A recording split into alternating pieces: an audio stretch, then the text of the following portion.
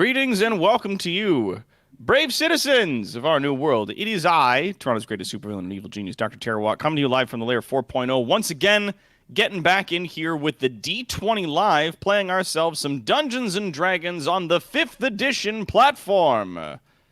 Platform. Let's get some cheers in here.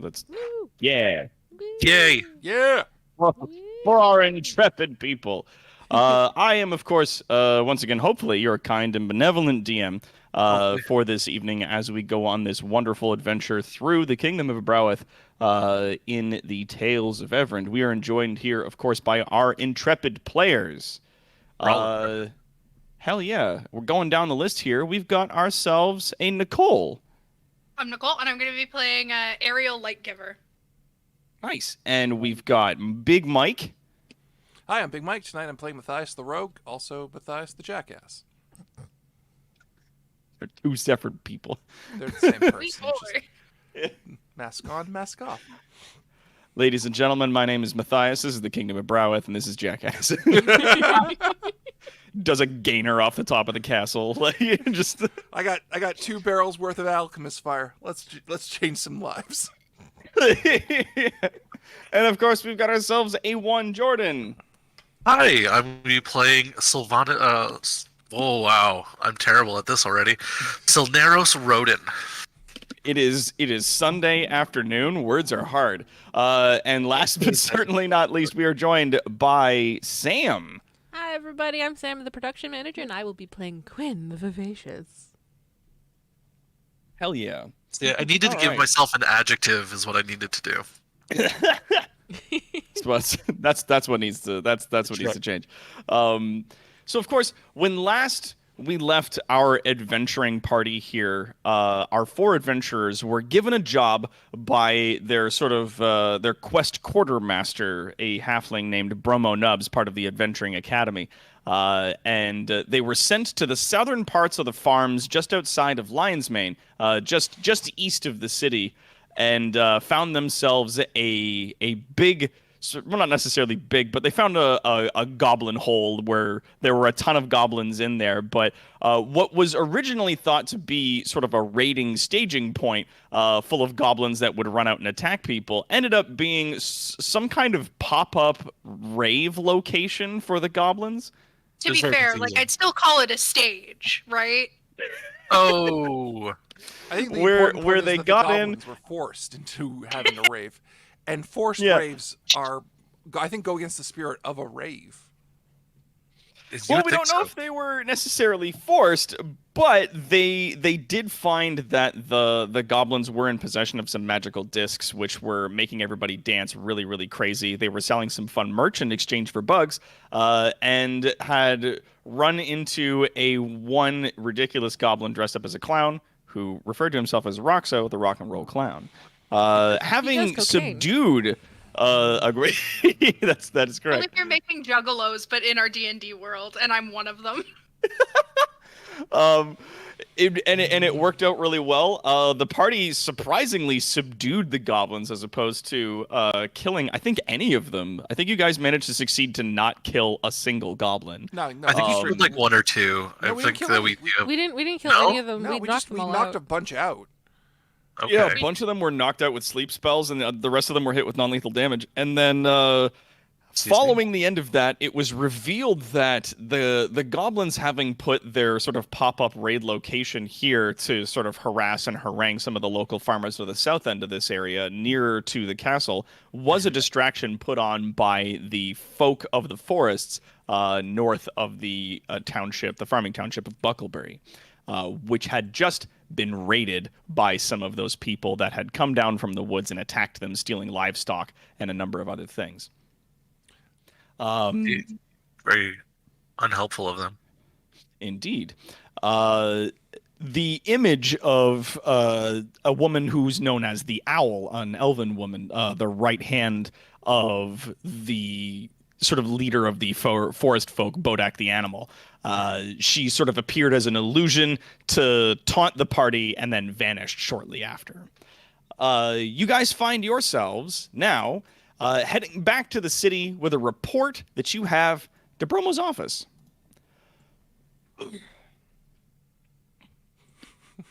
Just Wait for it. what are we waiting for? Waiting for it to load on Sam's end. Because it seems to have some trouble on occasion. You okay, Sam? Because it's loading fine for me. There we go.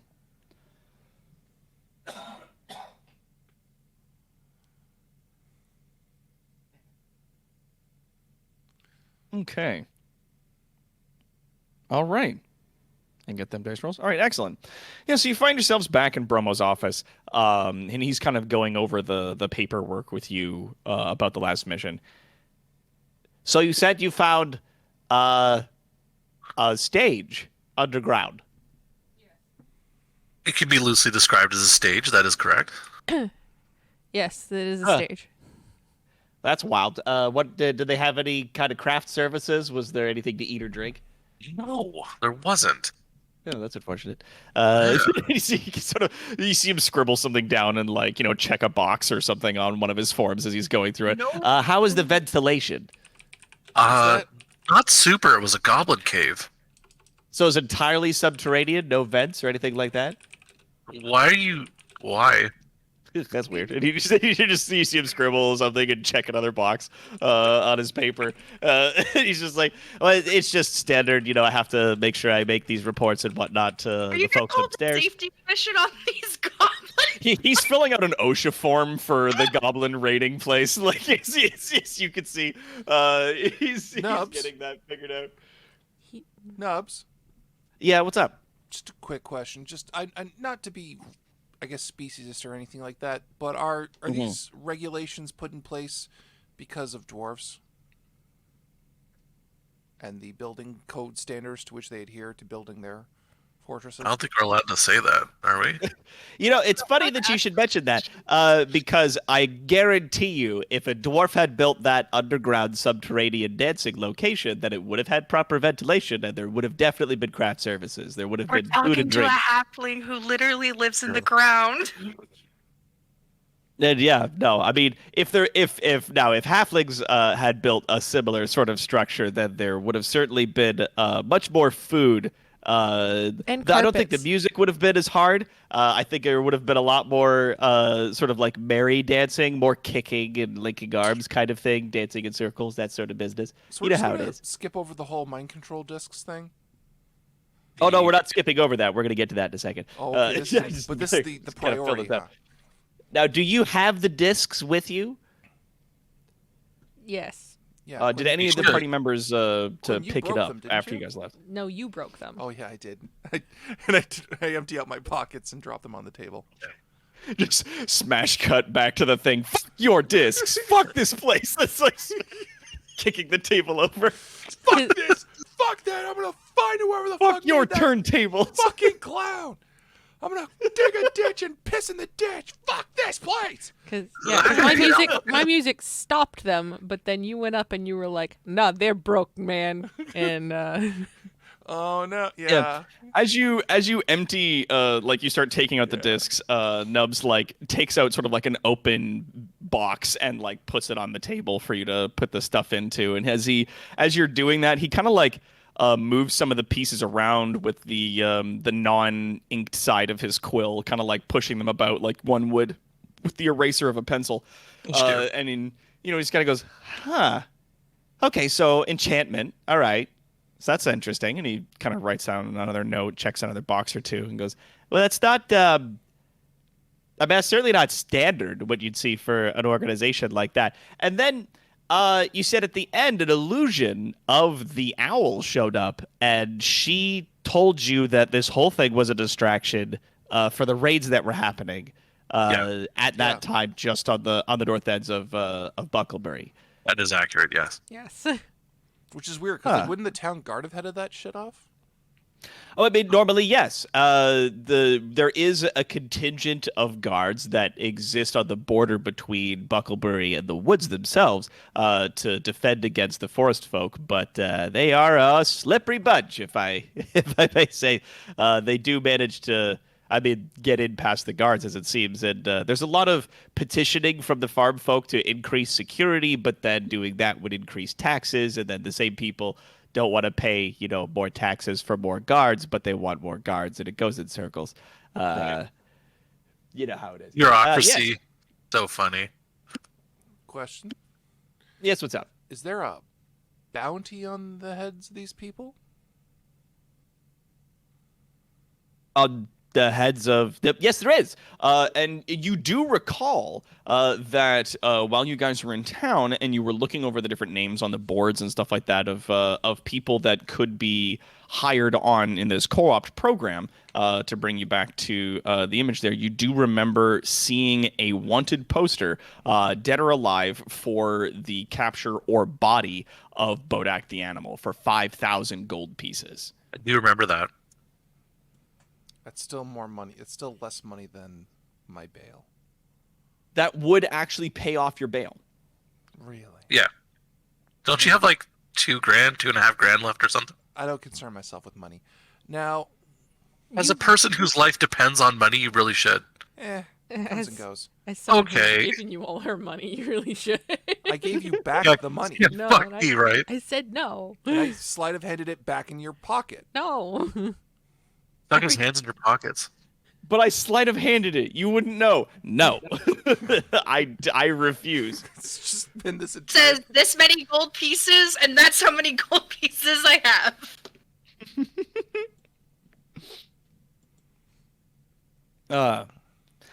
So yes, actually at the end of this job, that would bring you down to, I believe your remaining sum is 1,500. That is on your thing here. So your co-op is on its way, and that's good. Yep. We have another job coming up. As a matter of fact, as I'm sure you could guess, there is a call for relief aid, obviously, to the farms on the north side of Bucklebury that have been hit by the raiders, and they're calling for any able-bodied adventurers who would be willing to come out for a sum of gold to assist in the sort of repairs and restorations and whatnot for the good people of that town. SAC. What am I supposed to do? Does that sound Stab like them something that would interest you guys here? It would be 500 gold in total for the job. I mean, yeah, we don't have any other income right now, so why not? What am I going to do? All right, Stab cool. them a new... Yeah, the magistrate there is willing to pay good coin for any able-bodied people that would be willing to come out and grant a service. So with the four of you rounding up, that would be around the 500. We could mark that off right there. We just need you guys to sign here, and he passes you over a scroll tacked down to a piece of wood with an inked quill that you guys can write through the forms and get yourself signed up for this. Sure. I don't see why not. Does anybody have something to say?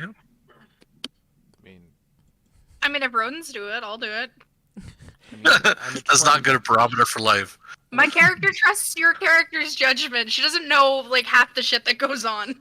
Okay.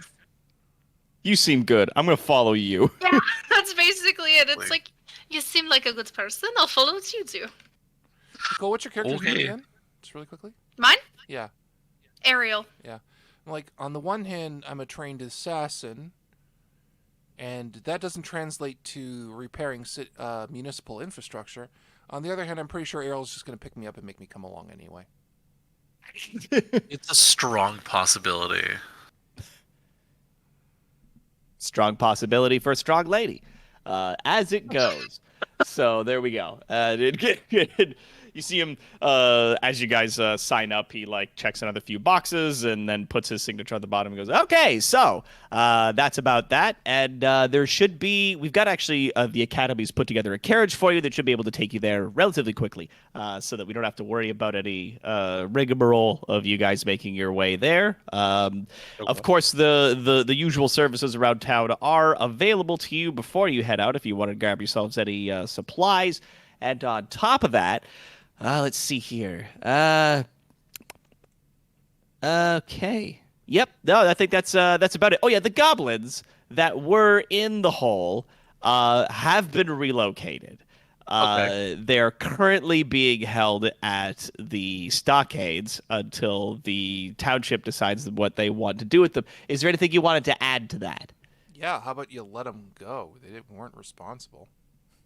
Well, no, I mean, yes and no. They are goblins, so but we don't want to just let them free into the streets. We don't know the kind of trouble or destruction that they might cause, if any. But simple folk don't like to be scared by those sorts of things. So if you had any ideas or suggestions or anything like that, somewhere that they could be put up or something that could be done with. You're talking like a rehabilitation program, but for goblins? Yeah, if you wanted to put something like that. If you wanted to forward that idea, I'm sure I could pass that up the chain. I mean, what you could Goblins do be is you very could. sim- Sorry, Ariel. No, go, please. My suggestion was actually to use them as messengers. Messengers. Yes. They can't read the Goblin messages. messengers. So you just tell them where they need to go. You basically instruct them of all the places that are in the town, right? They can't read the letters, so there's no chance of them actually leaking any information. And on top of that, they get paid in bugs. Goblins are They get- literate. And he like leans forward specifically to Quinn and goes, "They take payment in bugs?" Yes. They Yes. think bugs are money. It's amazing. Well, they think bugs are food, so they're just taking Well, payment in food. Food and money. You're right. Well, Basically, we think you little just get little metal full. discs are money, so I don't know which of us is the bigger fool, to be true. I'll be honest, Give I'd rather them be paid in boarding chickens. and food. But they'll probably do what you want, realistically. So rehabilitation and then training as messenger folk. I'm gonna make a note of that. That's not a bad idea. And he like scribbles it down and then writes next to that Ariel/Quinn. He goes, "Okay, cool. So we'll have that together, and we'll see what's going on. I hope you guys have yourselves a good trip, and I'll let you know how this little adventure here." And he taps the paper. Ends up taking off when you guys get back. Sounds great. All right. Have fun. And he waves to you as you guys head out. Where do you guys head out from there? We're just standing there. He's just waving to us frantically. I Like, now okay, invite okay. you to leave. It's like, okay. I've got another client. Get the fuck out of my office. Okay, Jesus. Okay, I would like to roll sleight of hand, if I could. Yeah. What are you sleight of handing? I am putting the money back in Quinn's pocket for the 1,000th time. Oh my god. 14. Does Quinn notice? Quinn, what is your passive perception? Okay. Should be right on your skill block. 10 plus your wisdom Perception is modifier. 12. That you makes it. You successfully sneak money back into Quinn's pockets. We'll see how long it takes before Quinn notices and starts physically pelting you with them. Shut up and take my affection, Matthias. No! Never. I'm embarrassed. Girls have duties. Pip, pip, pip, pip. All right, yeah. So, you guys make your way out of the office and back into the streets of the good town of Lionsmane. Sounds great.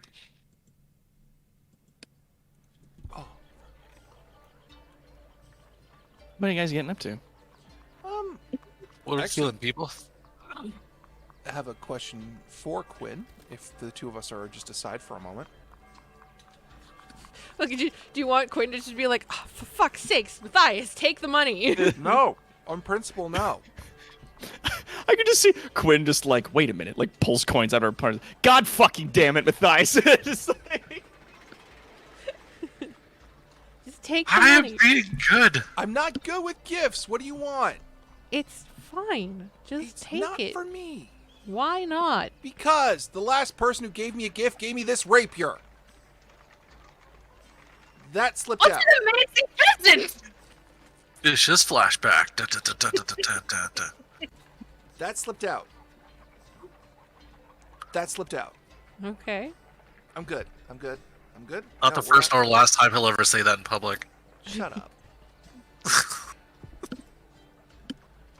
Okay, so We're helping farmers then, are we? I Do we guess so. want to try? Because, like, listen, I trust that I've been keeping up on my character sheet relatively. How much is a health potion? Doc? A health potion. Off the top of my head, I don't know, but there is a very cool website that we have out there called 5e Tools. That if I type in an elixir of health, oh, that just does like a whole bunch of other Legal stuff. pieces. Yeah. Okay.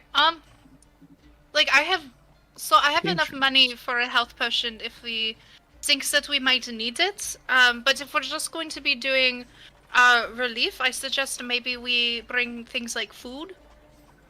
Yes, I agree. Clean Yeah, health water. potions are 50 gold a piece. They're So, alarmingly not cheap. Yeah, so fifth edition was like no. Well, no, because it's magic in a bottle. Like you feed it Yeah. to a person and it magically closes their wounds. That's bonkers. Like, Yeah.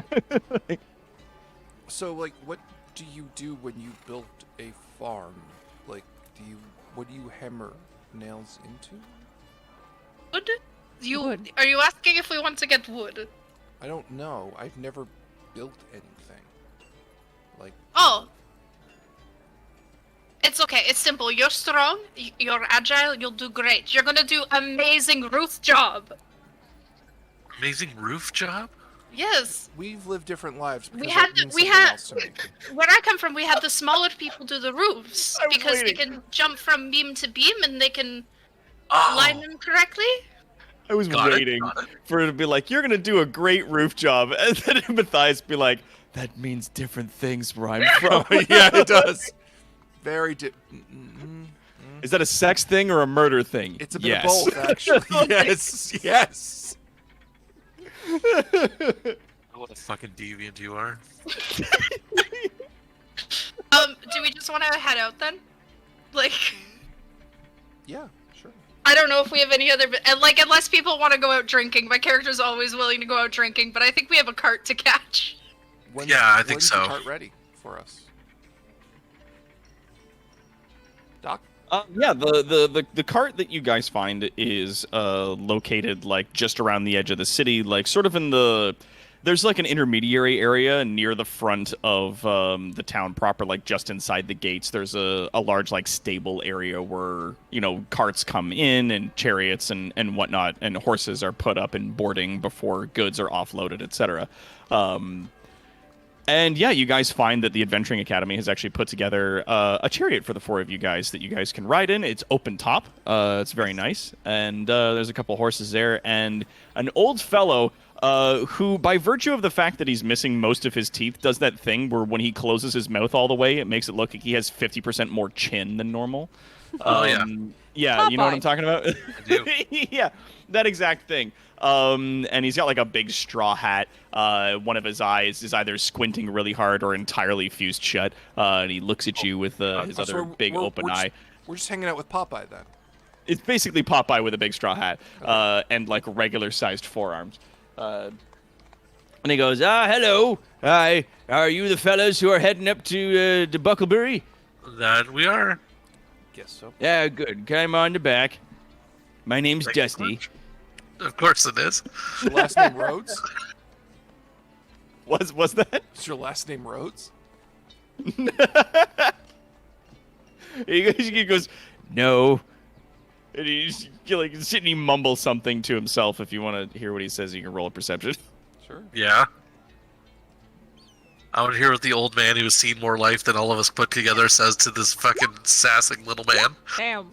5. Nicole, you hear under his breath, he reveals that his last name is actually Bottoms. Dusty Bones. Name is Dusty actually Bottoms. His name is Dusty Bottoms. Yes, it is. Yeah. Dusty Bottoms. He's a carriage. He's a coach driver. I love him. I love it. that Dusty Bottoms. And he tips his straw hat to you and motions for you to get in the back. And Almost then polite. you guys make your way out onto the road. Right. Huzzah!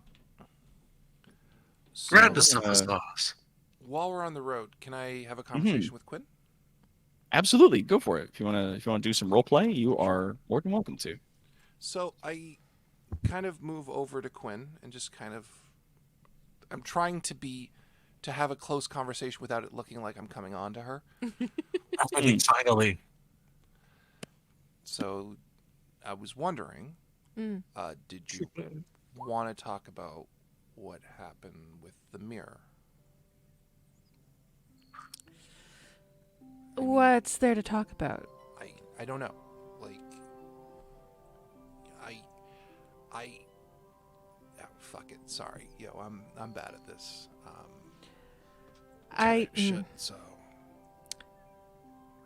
Obviously, the man in the mirror thought that I was somebody else. Somebody who's been dead for about 12 years now.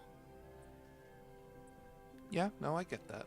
But to be fair, everyone who knows that person should also be dead. So this is coming as a surprise for everyone. Okay.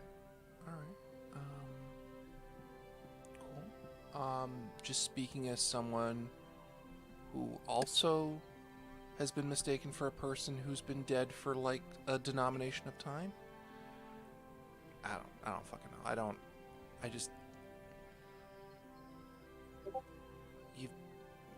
I'm sorry. No, what? Stupid. What do you want to say? I don't know what I want to say. That's the dumb thing. I was wondering if I could help. You've been real nice to me, and I don't know how to. I appreciate it, Matthias. God, you could cut the awkwardness in here with a knife. How about that? No, that's cute. I really like that. That was very nice. Sleight of hand, he tries to put the money back on her. Now, It's all a ploy for him just to be able to it's not a plant ploy. money back on It's just Quinn. 2 birds, 1 stone. 2 birds, 1 pouch of money. You get that money, Agus? I rolled to try and see if I could listen, and I got a 4, which means I Too heard busy talking to nothing. Dusty Bottoms. Jesus Christ, that's 23 sleight of hand. Yeah, and then the 4 to perception, like, you see that the two of them sort of, like, move close to each other and start speaking to each other in hushed tones, but then you get, like, there's a really cool bird, and you're like, oh, I haven't seen one of these. It's like a purple-breasted warbler. Oh, fuck! And, like, immediately whatever that conversation was just fades to the I'm background. convinced Ariel's just I shitting us love now. that. I love that. It's like, I want to listen, but I saw a cool bird. Yes, Yeah. the one thing she likes, nature's and birds. I love that. You That's need to get a hilarious. hobby. Acquiring hobby. Watches birds. A small note, just like, ah, yes. And I just start writing things down. You're like, what? I like the birds. Birds make me happy. The birds make me happy. For the birds. But yeah. So did we make it to town then? As the day goes by, eventually you do make your way to the township that is just outside of this area, and I'm gonna get us back to the map here so that we can give you quick idea as to where we are. Name of it was what, Buckleberry, you said? Buckleberry, that's right. So this area on the map is more or less the space that I don't know if those pigs aren't coming up for everybody else. I don't know why. I saw them. I am I pinging see the them. map. Oh, yours. Okay, there we go. There we go. That one was coming through. So in this area here, This area here. where the pink is kind of where you guys found that goblin hole. Is down in that area. The area that got hit was just north of Buckleberry, where it borders the forest, where the forest folk are. And that's where you guys get brought up to. So Dusty Bottoms, he brings you up to that area and tips his straw hat to you guys and then pulls his coach off to one side. The town, as you guys arrive to it, you see that it's definitely suffered some damage. Like there's some smoke coming up off of one of the fields. There is some damage to some of the barns. Some of the livestock appears to be missing. And there's people sort of milling about quietly as they move around trying to make repairs and things like that. And yeah, at that point, there's a few people there, and a fellow who's dressed in considerably better clothes than everybody else who's in that neighborhood steps up to you. Rather portly fellow who's got like a small pointed nose, and he's got like overflowing belly as he sort of waddles his way up to you and goes, "Ah, yes. Welcome. You must be some of the extra adventurers that are coming in properly from Lion's Mane." We are, yes. We've been led to believe that you have a bit of a problem on your hands. "Indeed." And he sort of like claps his hands together, his big sausage fingers, some of them adorned with different rings. He goes, "Indeed, there appears to be some damage to some of the lower folks' homes here as they're moving about and making repairs, and perhaps you might be able to lend them what assistance you can, and by their statements at a later time, I will then be able to make payment to you as such. Now to business. I see that you're here and you're prepared and you're healthy and ready to go. Yes? Is there anything you need?" No, I think that we're good. Excellent. But yes, if you just ask about, any of the townsfolk will be able to tell you what assistance that they may need. If you need to find me again, just tell people to look for the magistrate. If you may, please call me the Duke. And he gives you a little bow and then waddles his way off towards the building. Sorry, are you a Duke? The Duke, he called himself. Yeah, but are you a Duke? Can we see a certification of nobility, as you ask please? that, as he's walking away, he kind of looks over his shoulder at you and goes, and then continues walking. That's a no, everyone. That's a no. He's a fancy man who has fancy entitlement issues. He's got 4 more plots of land more than everyone else, and he's going to think that he's the best one out of all of them. I could rob Yes, him. that's what the Duke does. We could Anyway. let him fall down some stairs. He's real fat. He might go real far. No, that's not. They don't That's not- learn that way. It just makes another one. Then you roll the other one down, and you do it until you send the message. You just keep rolling them down the stairs until they stop. Yeah. I don't like this. So making your way into the town, looking about, there are a number of peasants that are there. If everybody could give me either a perception or an investigation check. Let's see here. Your guys' What choice. do I have? A 10. skill. I'm going to use investigation. Gonna look at what I got. It's a 7. Okay, so we got 'cause my dice roll 10, sucks. 7, 13, 17. Okay, good. Holy shit. So, I'm good at rolling fake numbers. Yeah. hell yeah. Jordan, Roden notices as you guys arrive and you're looking around, like your expertise in like not only field combat but also the aftermath of such has pointed out to you in this moment that graciously, of all the townsfolk that are here, despite the fact they look downtrodden and exhausted, none of them have been injured. That none of the townsfolk here appear to be like nursing wounds. None of them have any like bandages or crutches or anything like that. There doesn't appear to be any dead that are being moved. So graciously, it appears as though everybody seems to be okay. Isn't that weird?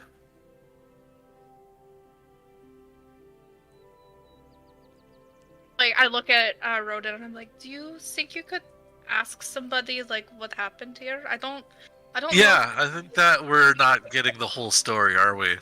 No. Because clearly say, you know, unless there was someone was nice enough to evacuate them and then burn down their buildings, but Maybe everyone was out of town for a party.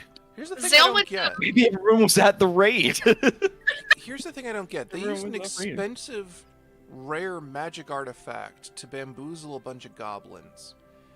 and then did a minor and used that to do a minor raid. That doesn't make sense. It would make more sense that both were a distraction and they were doing something in town. That's what I was about to say. Very clearly, they were after something that they got.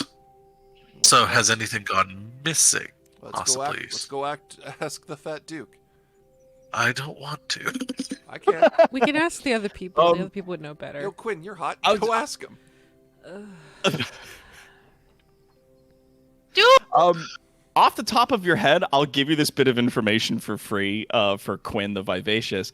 Moving between different towns and having to deal with both common folk and nobles and like wannabe nobles, that an individual like the Duke, despite the fact that he is in fact in charge of this area and deals with a lot of like the macro management and a lot of the like high level stuff, is completely bereft of any of the details of what actually is going on in the town. Yeah. Yeah, because he's like, I'm the Duke, and you're like, are you the Duke? And he's like, Duke, and they're like, okay. Never mind.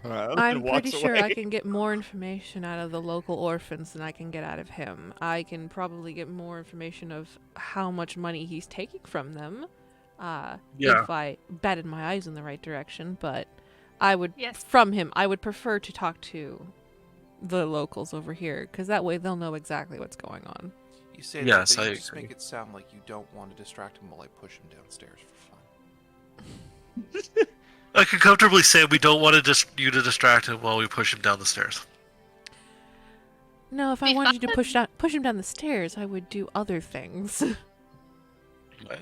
Like? Okay, never mind. I don't want to know. I want to know. A proper distraction of talking to him while someone's pushing him down the stairs. Everyone will notice. Yeah. If I strip in front of everybody, then no one will notice you pushing him down the stairs. That's not on the table. It's not? No. Oh. Let's go to locals. Come on. Let's talk to locals. Yay. Towards locals. There's a few peasants milling about. You managed to wave one of them down. A slightly older gentleman with a large like chin beard, who makes his way over to you and goes, "Ah, yes. Are you the folks coming from Lion's Mane here to help?" We are, but we don't see very much need for help. Everyone seems to be largely okay. Oh, well, yes, of course. Thankfully enough, we heard the warning bells early, and we managed to get everybody indoors and managed to stay out of the way of the attackers. So, there weren't a lot of injured. Thankfully, it was very good. There is some damage, though, if you guys want to check out. And he points to one of the fields that is still smoking a little bit. One of the barns that's been damaged. There's a stable that is attached to it that has a little bit of damage to it as well. That he points out to and says, if you wanna go check out those places there, see if anybody around there needs help. That'd be real nice. Thank you. Who was talking specifically to this farmer? Who was speaking with him directly? I guess we were doing it as a group, weren't we? Yeah, if anybody wants to roll insight. Yeah, I'll roll insight. I was just thinking that. Yeah. 19. 17. We're staring him in the face. Nothing. Zero. And also nothing. No thing. No thing. There is not. My two brain cells don't know how to hit each other. As everybody else is the talking farmer? to this gentleman, you saw a really fucking cute dog, and you've been enamored with this dog. The whole conversation. The adventurer you're trying to reach is not in service. Please check this insight roll and try again. This is a recording. It's like a super old Labrador, and it's got like the gray around its muzzle, and it like hobbles up to you. It looks like it's very well fed, and you're just like, oh, fuck yeah, dude. Dogs. And It's like today I saw a bird and I pet a dog. It has been a good day. Life is full of magic. You Quinn, really missed your calling as a druid, I'm telling you. the world is full of magic and wonder. I'm so happy to be alive. So happy to be here. Other people are I'm just like, happy to be here, dog. My fucking, like, I had a really hard time in my life growing up, and then meanwhile, Ariel's just like, yo, did you guys see this dog I found? Yo, dog. Life is full of magic. This stuff rocks. Oh my god. Hold dog up, and it's got its arms out like this, like dogs do when you hold them. I'm like, guys. Yo, check out this dog. I named him Happiest Bucket. fucking barbarian ever. I named this dog Bucket. He's my best friend now. I Yeah. So Quinn, Oh. while talking to this guy, you definitely get the feeling that something's wrong. That he's not lying to you directly about the fact that everybody did get indoors and everybody was safe during this raid, but there's something else happening. Like there's definitely something else going on. He's being shifty. Yeah, he's being a little shift. But yeah, he points you out to some of the other locations and whatnot, and then like picks up a pitchfork that was lying on the ground and goes back to milling about his business. See. Yeah, I'm just gonna lean over to Rhoda and just be like, yeah, there's definitely something they're not telling us. Yeah. It's starting to look that way, isn't it? Okay. Well, then I guess we go over to the field that's on fire still, because that's our only real lead for things. Yeah. Heading over to the field. It's the only thing Do I we can have think to do. any other music that's calm nature music? You could just find the sound effect of something smoldering in flames and just call it there. You go over to the smoldering field. Ah, the smell of charcoal. It's comforting. This on fire garbage can. Smells like safety. Oh shit. Oh, there we go. Hello, can you guys You're still hear not me? done with I can us. hear you. You're not done. There we go. Okay. Did you Yeah, just- my Field on fire smells like safety. Fire in general. It's common. He's What kind super of fucking dead. place did you grow up in? I grew up in the deserts, and I thought that place was a nightmare. So the smoldering field. I'm kidding. It's like most of the fire that hit this field appears to be mostly out. It's like there's still some smoke coming up. There's like one little patch in an area that's still flaming a little bit. But by and large, it actually looks to be mostly contained.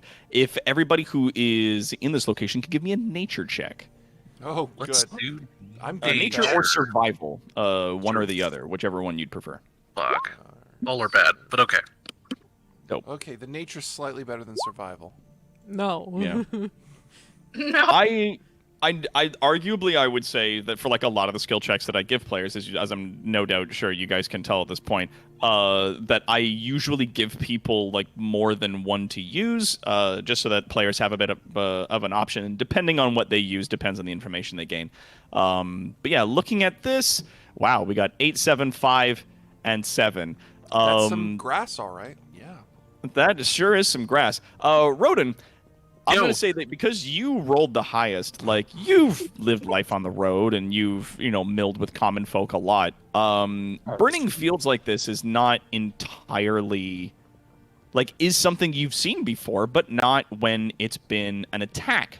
This has been something that happens to fields on very rare occasions when they need to sort of re-nutrient the soil. They'll grow something like alfalfa or something that's nitrogen-rich to sort of for one season to get the nitrogen back in the soil and to reset the nutrients after they've grown like a bunch of corn or wheat or whatever. They'll have one season where they're kind of doing this. So it's a bumper crop.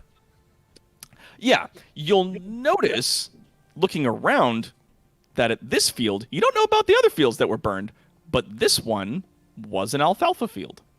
Okay. So no crops that were very serious were lost in this this particular damage. Interesting. Okay. Do you share that with the group? I definitely do. That's bizarre. Doc, can I make an investigation roll? Yeah, go for it. Jesus.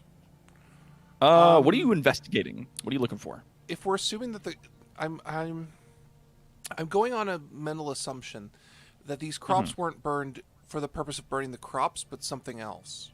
Like they were trying to reach something. I'm gonna say scanning around with an 11 investigation, seeing this field and the other fields that were burned, it appears as though that it was always the fields that are closest to the woods, and it was only it appears to be fields with small plants in it like this one. That like any of the corn or the wheat, any of the fields that were growing vegetables like tomatoes or things like that, like large crops, pumpkins and whatnot, were mercifully spared. I'll be right back. I have to go pee real quick. Okay, We'll so wait for Quinn to return. But yeah, what are you saying, Nicole?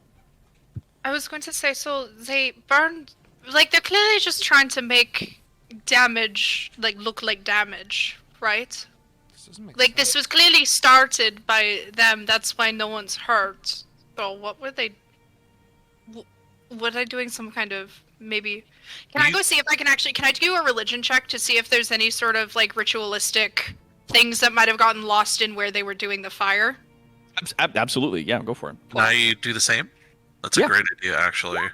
To see if this oh man, natural 20 and a 19 as well. All So right. you're trying to see if this is like if you recognize that these actions are a part of some kind of like ritual, Yeah. or if there's like any iconography that was left behind, Yeah. any like totems or fetishes or any like writing in the ground or anything like that. Fetishes specifically. Yeah, it's a word. Shut up. Fetish has two different uses. Carnal is using the less commonly used term for fetish. Yeah. The rest Yeah, of us, it's- however, are just horny on main, and we make no apologies. Yeah. All the time. I feel like this is the least popular David Attenborough documentary. Fetishes as a word is typically used in the description of tiny dolls. You don't sound like David Attenborough. You sound like Werner Herzog, man. Yeah. Oh yeah, sorry, that is Werner Herzog. I'm Yes, sorry, I'm Herzog. doing the wrong thing. I don't like this documentary anymore. When you have a safe word, it is crucial Nope. to use Stop. it I'm when you are this- uncomfortable already. with Did a we see situation. any things? Yeah, do we see any things? So allowing Sam to return to the party here. Nicole and Jordan rolled religion checks to see if there was like any iconography, any sort of like symbols or anything left behind that might denote that this was a religious act or ritualistic in some regard. And astonishingly, looking it over, it doesn't appear to be motivated by any kind of ritual or any kind of religious action. Like whatever happened here wasn't something that involved sacrifice or something of that regard. Can I present a theory that I have for the class? Yes, Miss Do Ariel. you think the shitty little halfling that keeps sending us on jobs? Do you think that maybe he's not a sweet guy and he is sending us away so that they might be able to do something in the big town? I don't think so. But now I am thinking that. I mean, it's possible. I mean, it'd be a good thing to coordinate. Can we possibly go talk to some more of the townsfolk and see if they may be like can I pressure some townsfolk Hang on. to tell us the truth? Let I me bully try some people? first. Let me try first. First the Fine. carrot, then the stick. Okay. If not, Try Can I try some honey before vinegar. I will right. pet the dog until it is okay to It's just, Right. it's just you just see Ariel in the corner, just stroking this dog, gentle as possible, but her gaze is like, Yeah, the fucking death eyes. Well, we do often forget that she's a barbarian. I have Yes. not forgotten. She's just very happy. she's just happy to not be in the desert anymore. Yeah, actually, you while you're milling about, you see one of the townsfolk head into the barn that was off to one of the sides that they pointed out to you that they said was in need of some assistance and repairs. Right. Let's see. Here we go. So Quinn, heading over to the barn itself, you do find the farmer that is sort of like milling about, like making repairs. He's got like a hammer and nail. He's fixing some of the damage to the building. Do me a quick investigation. Sure thing. 1 second. Either that or Ooh, oh, it's 21. Looking at the building, like, I mean, you're not a farm person, and you've never been a farm person, but you know stuff. Being sort of a person who walks the world and talks to lots of people, there are, it is your job to know things, to drink and to know things. And one of the many things that you happen to have general information on is that, like, a lot of the damage that happened to this barn was largely superficial. That it didn't disrupt the function of the barn itself. So, like, where the food is being kept and where the livestock are being kept and things like that, you do see that the damage that is here is not disruptive. It is damage and it is need to be repaired, but it's not disrupting the function of the building. And in fact, with a 21 investigation, I'll even tell you that, like, the attached stables that are there, you do see that some of the animals are missing, but it's only about 1 in 10. Of the livestock that's gone missing, there does not appear to be any blood. There does not appear to be any signs of struggle or conflict. And it is like almost down to an exact 1 in every 10 of the horses and cattle and chickens and pigs are gone. Weird. Okay. That's a controlled amount. It's a very controlled amount. So I'm gonna go up to the guy and go, "Hi, I'm one of the adventurers from Lion's Mane. I was wondering, could you tell me more about the town?" The fella turns around. Young man, he appears to be like in his early to maybe mid-20s. He's got messy hair and a bit of mud smudged on his face. And he turns around. He's almost entirely bewildered by your presence as being the presence of a proper adventurer, especially Quinn the Vivacious. Certainly has taken him off guard. He fumbles and almost drops his hammer on his foot, and is just like, yeah. What do you need? I answer questions. What's up?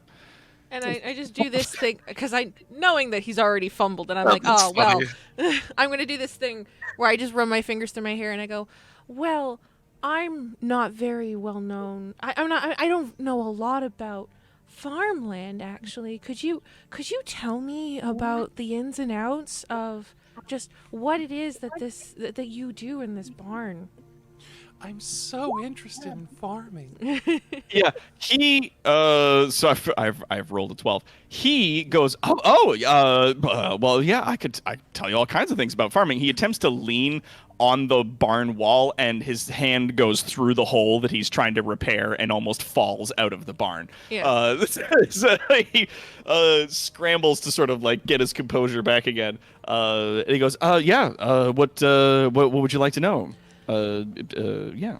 Well, I've just been wandering around your village, and I've been noticing things just very odd. I didn't know that alfalfa was so important to a growth through a growth cycle, because that's what I've been seeing that's been burned outside.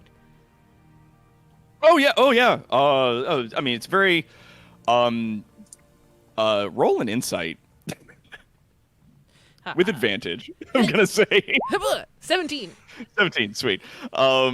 You see him, like, and again, as a person who travels and talks to many people, you see his eyes kind of dart quickly to the left a little bit as he is attempting to kind of give you information, but he's trying to concoct it in such a way that is fitting of a narrative. And he says, "Oh yeah, well, we the alfalfa is something that we grow to sort of like put the nutrients back in the soil, right? So like we'll grow it and then we'll mulch it back in with the plow, or we'll go out there with tools and we'll do it. Or in some rare cases, we actually do burn it. And so I guess you could say that it's very fortuitous that the raiders hit those fields and not more important things. That you can count that to the guards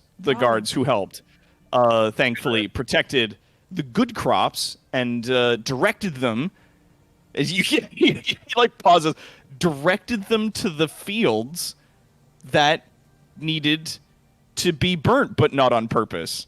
I'm gonna insight the hell out of this. Are you present?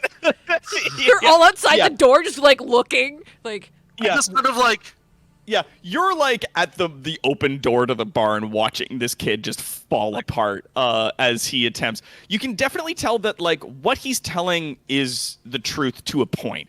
That like the burning of the fields was something that did happen, and like, you know, that it is beneficial to the land, and that it was the raiders that lit it on fire, but he's hiding something. That there's like another detail in here. I think I just He's guessed covering something up.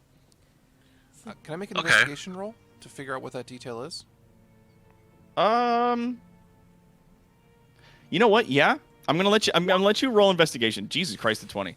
I was like, that's a high DC to investigate. Looking around the town, like especially working in the underworld as Matthias has, Doc, I have a theory, and can you tell me if my theory is right, or do you want me just to let you talk? yeah, roll with it. What's your theory? This wasn't a raid. This was a payout. hey, It definitely looks like it.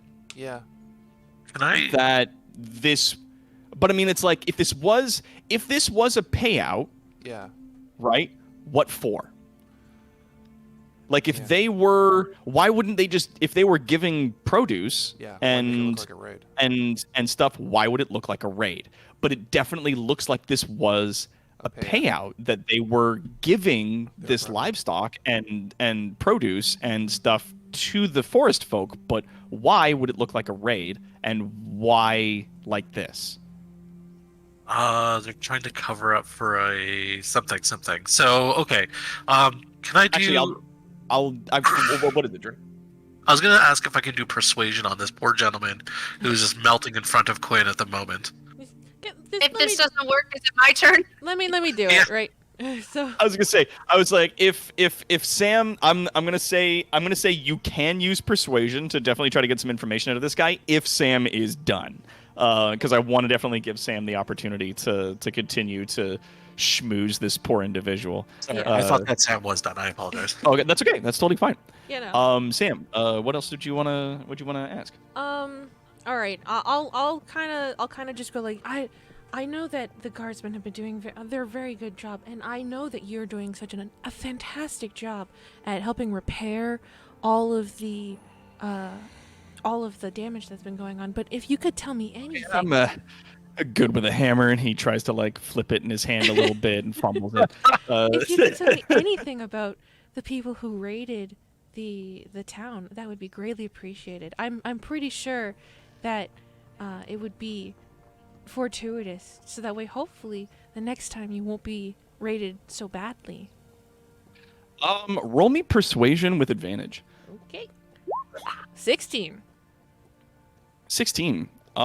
He sort of like shifts his weight from foot to foot, and he says, "Well, the raid was conducted by, as I'm sure you know, the incredibly dangerous people who are from the woods, the forest folk, the raiders under the command of Bodak the animal, who is a incredibly dangerous, incredibly savage person.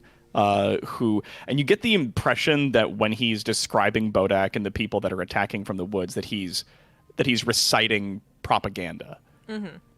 That like he's using that kind of tone and that sort of vernacular, that he's like reciting some stuff, and you do know that like officially by the kingdom these people are criminals, and that they are known to attack people, and that because they live in the woods and they do not live under the rule of the kingdom, they are considered outlaws in every sense of the word. And so, you know, he's just like, yeah, so they're very dangerous people. They come into town and they attack and they steal food and things like that for themselves. And it's very scary and it's very dangerous, but I'm not scared. And he kind of like brushes his knuckles a little bit on his shirt. He's like, yeah, I'm a brave man. Of course you are. Right. I wouldn't want to leave the town in such, disarray with someone of your standard who was just, they're just not scared of any danger, correct? Of course, we'll manage. You know how we are. Of course. Tough country folk. And he looks wistfully in the distance, trying to look dramatic. Picks up, tussles his hair slightly. Yeah, his hair tussles a little bit in a breeze that blows through the barn hole that he's trying to repair, or that he's supposed to be repairing. So, Sorry. I'm just a little confused though of why Bodak would come to grab this particular village. Oh well, it's he freezes at that question. And he's like, well,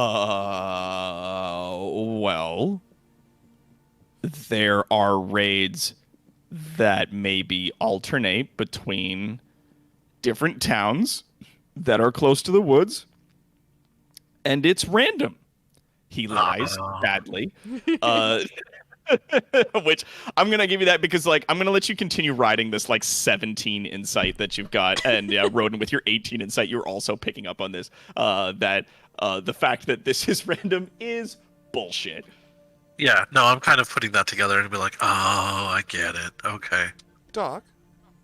Mm-hmm. I don't mean to interrupt the flow of things. What's Yeah. the equivalent of a knowledge local role?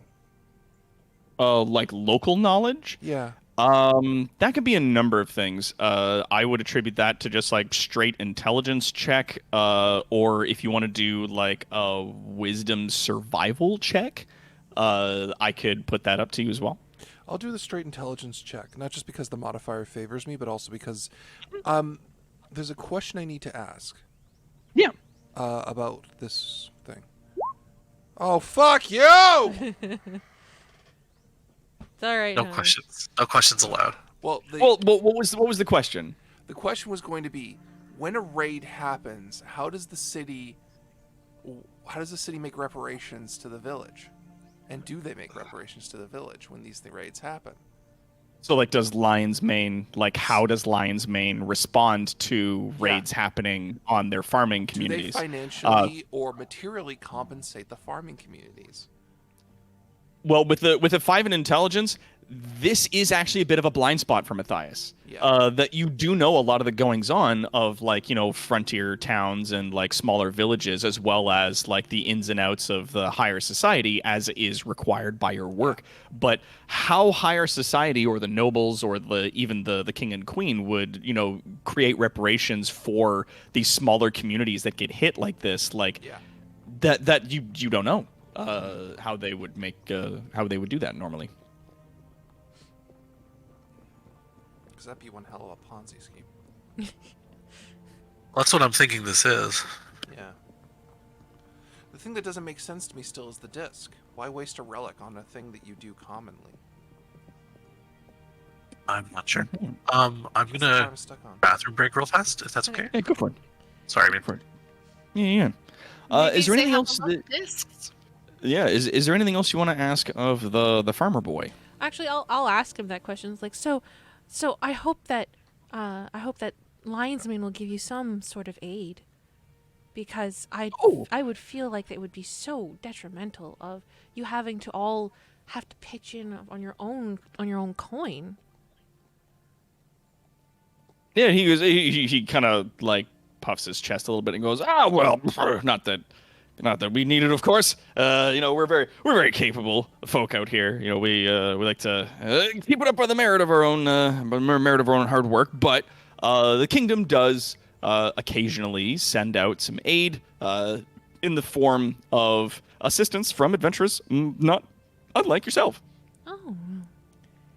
Oh. But I mean, it's not so bad. And he kind of looks around. He's like, the extra work from the damage is, a bit of a hassle, but it's worth it.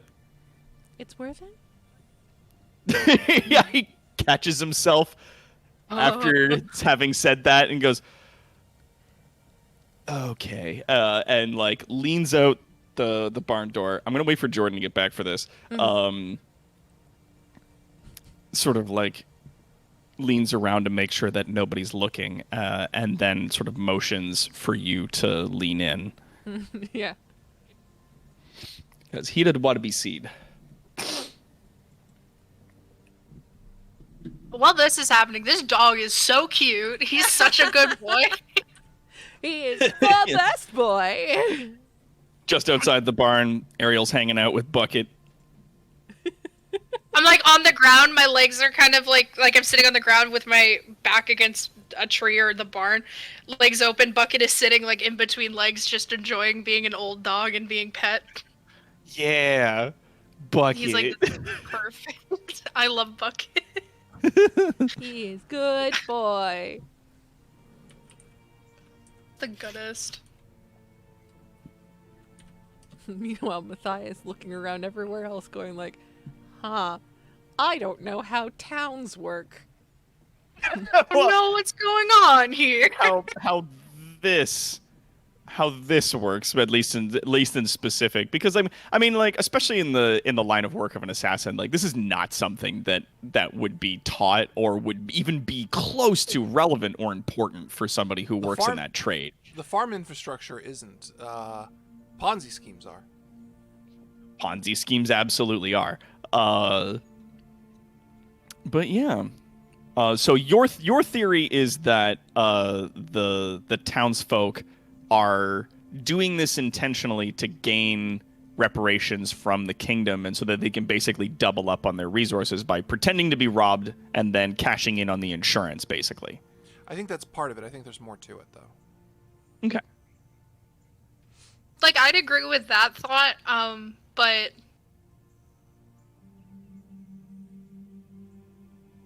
there was an interesting word used earlier.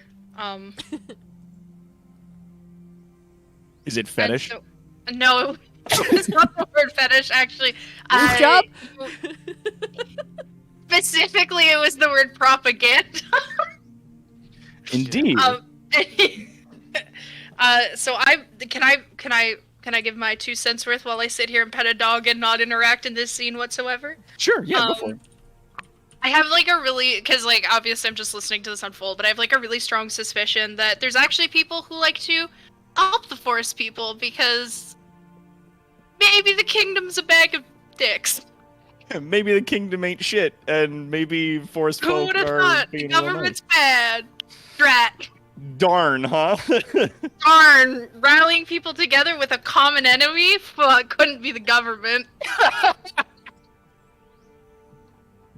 Couldn't be the fucking government. What? Doc's running a game about how the government's shit? No way. Oh, no way. That's so out of his wheelhouse. Couldn't be Doc. Gasp. Shock. Gasp. I mean, it's still good and interesting, so whatever. Yeah. Well, thank you. I'm just- glad that it's still. I'm glad that notion is good and interesting. It's Oh, just like yeah. everyone has the Pikachu face. It's like, Yeah. What? No way. So Jordan, just shortly after you left, Quinn caught the farm boy in saying that the damage that's being caused during the raids is worth it, as he said. And to which then Quinn was like, "What do you mean worth it?" And he then like got real hush and was like, like leaned in close to speak with Quinn. If anybody else wants to be like particularly present, because I believe that like Matthias and Roden are in the barn. If you guys want to like move in closer, you can. Can I roll a perception to kind of listen in? Yeah, sure. If you want to listen from the door, you can roll perception. Yeah, I don't want to make it too obvious. Try not to be in dark. You know what I mean? Yeah, with a 13, I'm going to say that it's like you catch Top of it. like every other word or so, and you kind of piece it together. Yeah. He leans in really close, and he says like, "Okay, publicly, we can't be shown as supporting the forest folk. They trade us for goods from the woods. Like they bring in healing magics, they bring in rare herbs and salves and things that we use if we get sick. herbs that we can't grow here on the farms. A lot of them who live in the woods practice the old arts, druidic magics, and they don't really agree with how the kingdom is moving away from the natural order. And so, in order to do trade with them, we have to make it look bad, you know? And, like, the nobles don't get that. Like, they don't see it. They think it's all just damage. They'll send a few adventurers out. They'll throw some coin at it, and then they go back to their parties. Like, nobody cares.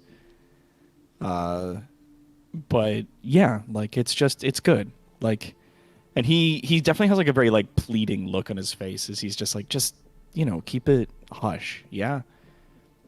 Don't worry. And I give him a wink. He goes, I'll tell you what. There's a clearing in the woods that the elder from our village, he goes there to negotiate with them. Mm-hmm. And I can tell you where that clearing is if you want to go try to talk to them yourselves. Yeah, actually, we really should, just to kind of, yeah. And he goes, okay. And then he gives you directions that it's like, you know, you go to the end of this field, you go left, and you go down here, and then you'll see like a small path that's not even a dirt path at this point. It's like a little like depression in the grass that goes into the trees there, and you follow it, and it, you know, eventually turns into the path the further in you get. Mm-hmm. And yeah, he gives you like some directions, and then kind of like nods to you. When you wink at him, he falls the fuck apart. Like he clears his throat like 4 times in a row, like tries to puff up his chest a little bit. His face gets all red, and he's like, and like, you know, walks in a little circle, trying to do like any number of things, because I mean, fuck, like. Like Quinn the Vivacious is described as like a very attractive half-elven woman. Yes. Which is very attractive, red-haired, and sultry as fuck. Yeah, sultry as fuck compared to the humdrum human commoner women that he's normally seen growing up, all of whom he probably knows, being like 6 of them or something like that personally. Like 3 of them are his cousins. Yeah, you are like fucking Christ the Redeemer in the face of like a fly to these people by the way that you look, like so exotic and attractive that it's just entirely disarmed this poor lad. But yeah, so he spills the beans by virtue of this and your charisma, and yeah, tells you guys this location. So I just look after he finishes the location. He goes, I just look at him and I go, keep protecting the village, farm boy. And he goes, yup. And he like picks up his hammer, grabs his nails, and goes, I got things to fix in my bunk. And he walks away. I gotta go do some stuff. Got some things I gotta do that aren't here in public. So yeah, and then he exits. I look over at the rest of the crew and I go, all right, I got it. Yeah, you did. All of it. Looks at the crew, and that's how it's done, bitch. Like, All right. Oh, you got it, Quinn. You got everything he's got and more. Is astounded. Ariel's like, you didn't have to use force? What? I know. you didn't have to punch him once. That's wild. You can just finding the right guy, and he'll tell you everything as long as you show him enough of your assets. Oh my. You see Ariel just like look downwards. And like she looks back up and she goes, I have scales. Some guys are into And that, sharp actually. teeth and scary eyes. I don't think my assets are going to work in that way. Just not for I said the right guy. See, this is not the right guy for you. Right. I need someone who likes vaguely monster people. Yes. Yes, okay. Exactly. There's actually quite a Women few guys who are like that. vaguely monstrous. I give like Bucket a pat on the head. I'm like, goodbye, Buckets. You continue to be a good boy. He looks up to you and gives you like a ooh. noise before like lying down on the grass and just like quitting in general. I love this dog. Okay, so It didn't take a lot, did it? let's go. You're holding a dog. He's my favorite dog. I love all dogs. I love all animals. Okay. I know you're a sucker for dogs. I'm a sucker for dogs. I love how in the chat they asked, "Is she a rogue?" And then Faceplant Jan goes, "Starts with a B, ends with the source of every half race in the multiverse."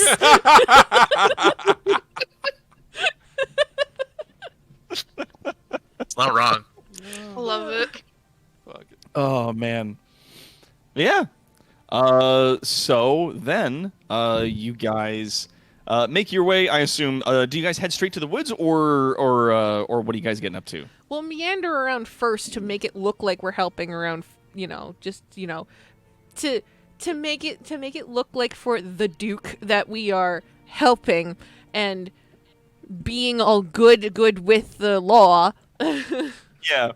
And you know what, I'm gonna fucking commit to this bit. As you guys are sort of milling about the town and making yourselves look busy, if you want, you can do like a performance check with advantage. Yeah, I'll do that. Because there is not a big difference between looking busy and being busy to the onlooker. Yeah, 13. 14. You said Wow. performance? Wah! You We're find so Nicole, good at you looking find busy. heavy I things. am busy.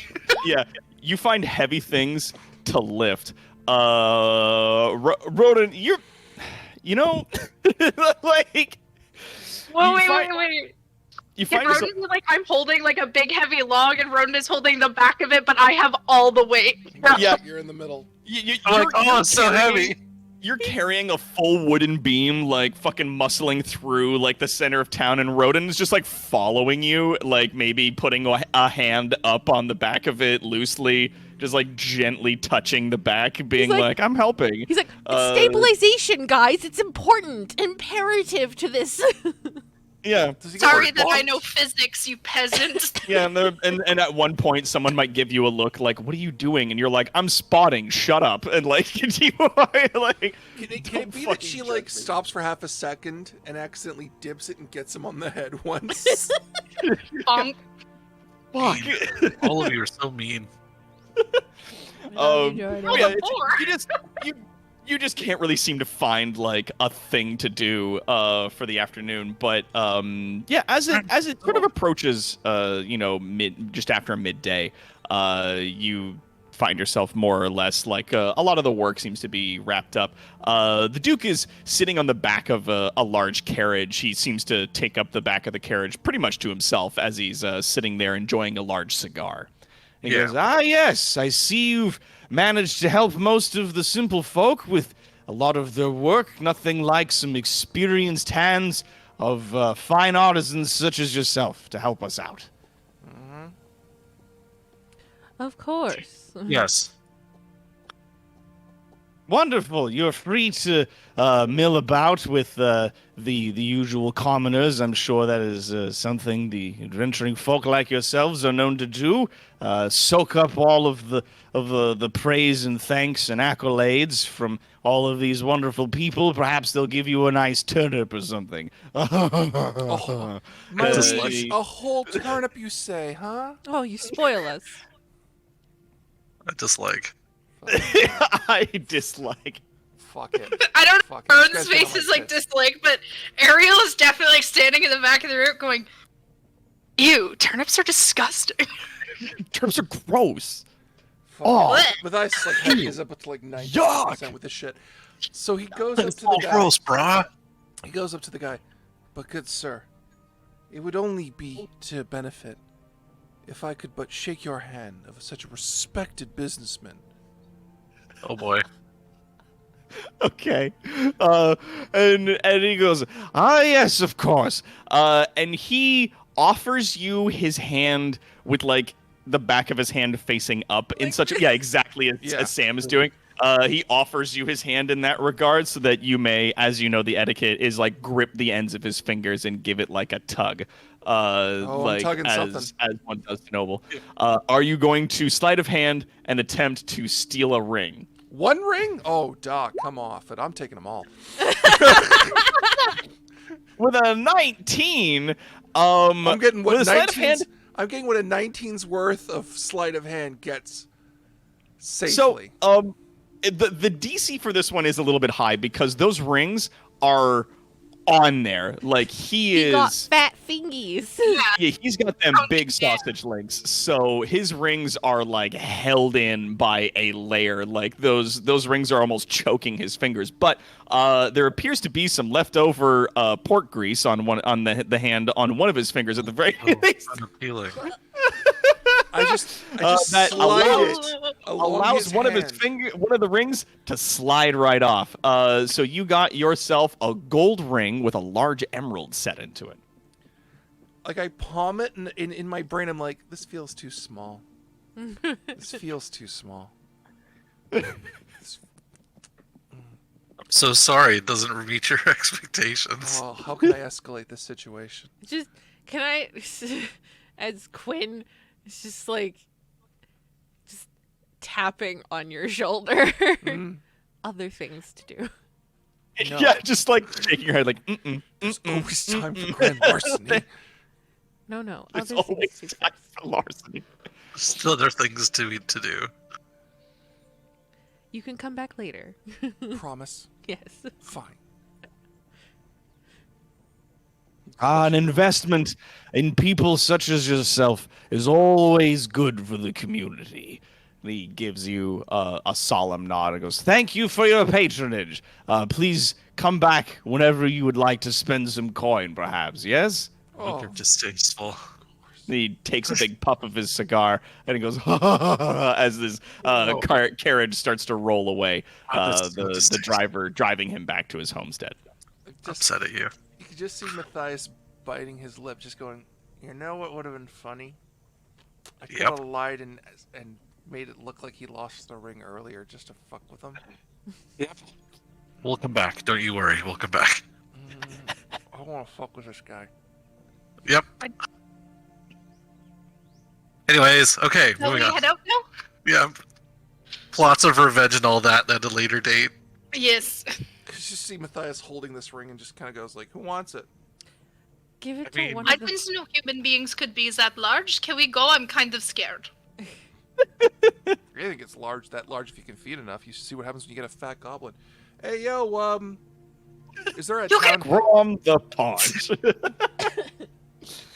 But yeah. Where's like the town head man?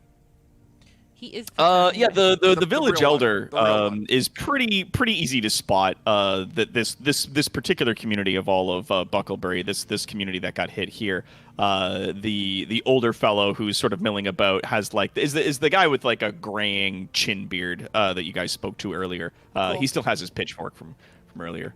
Cool. I toss in the ring and go, yo, that belonged to the Baron Duke thing. Have fun.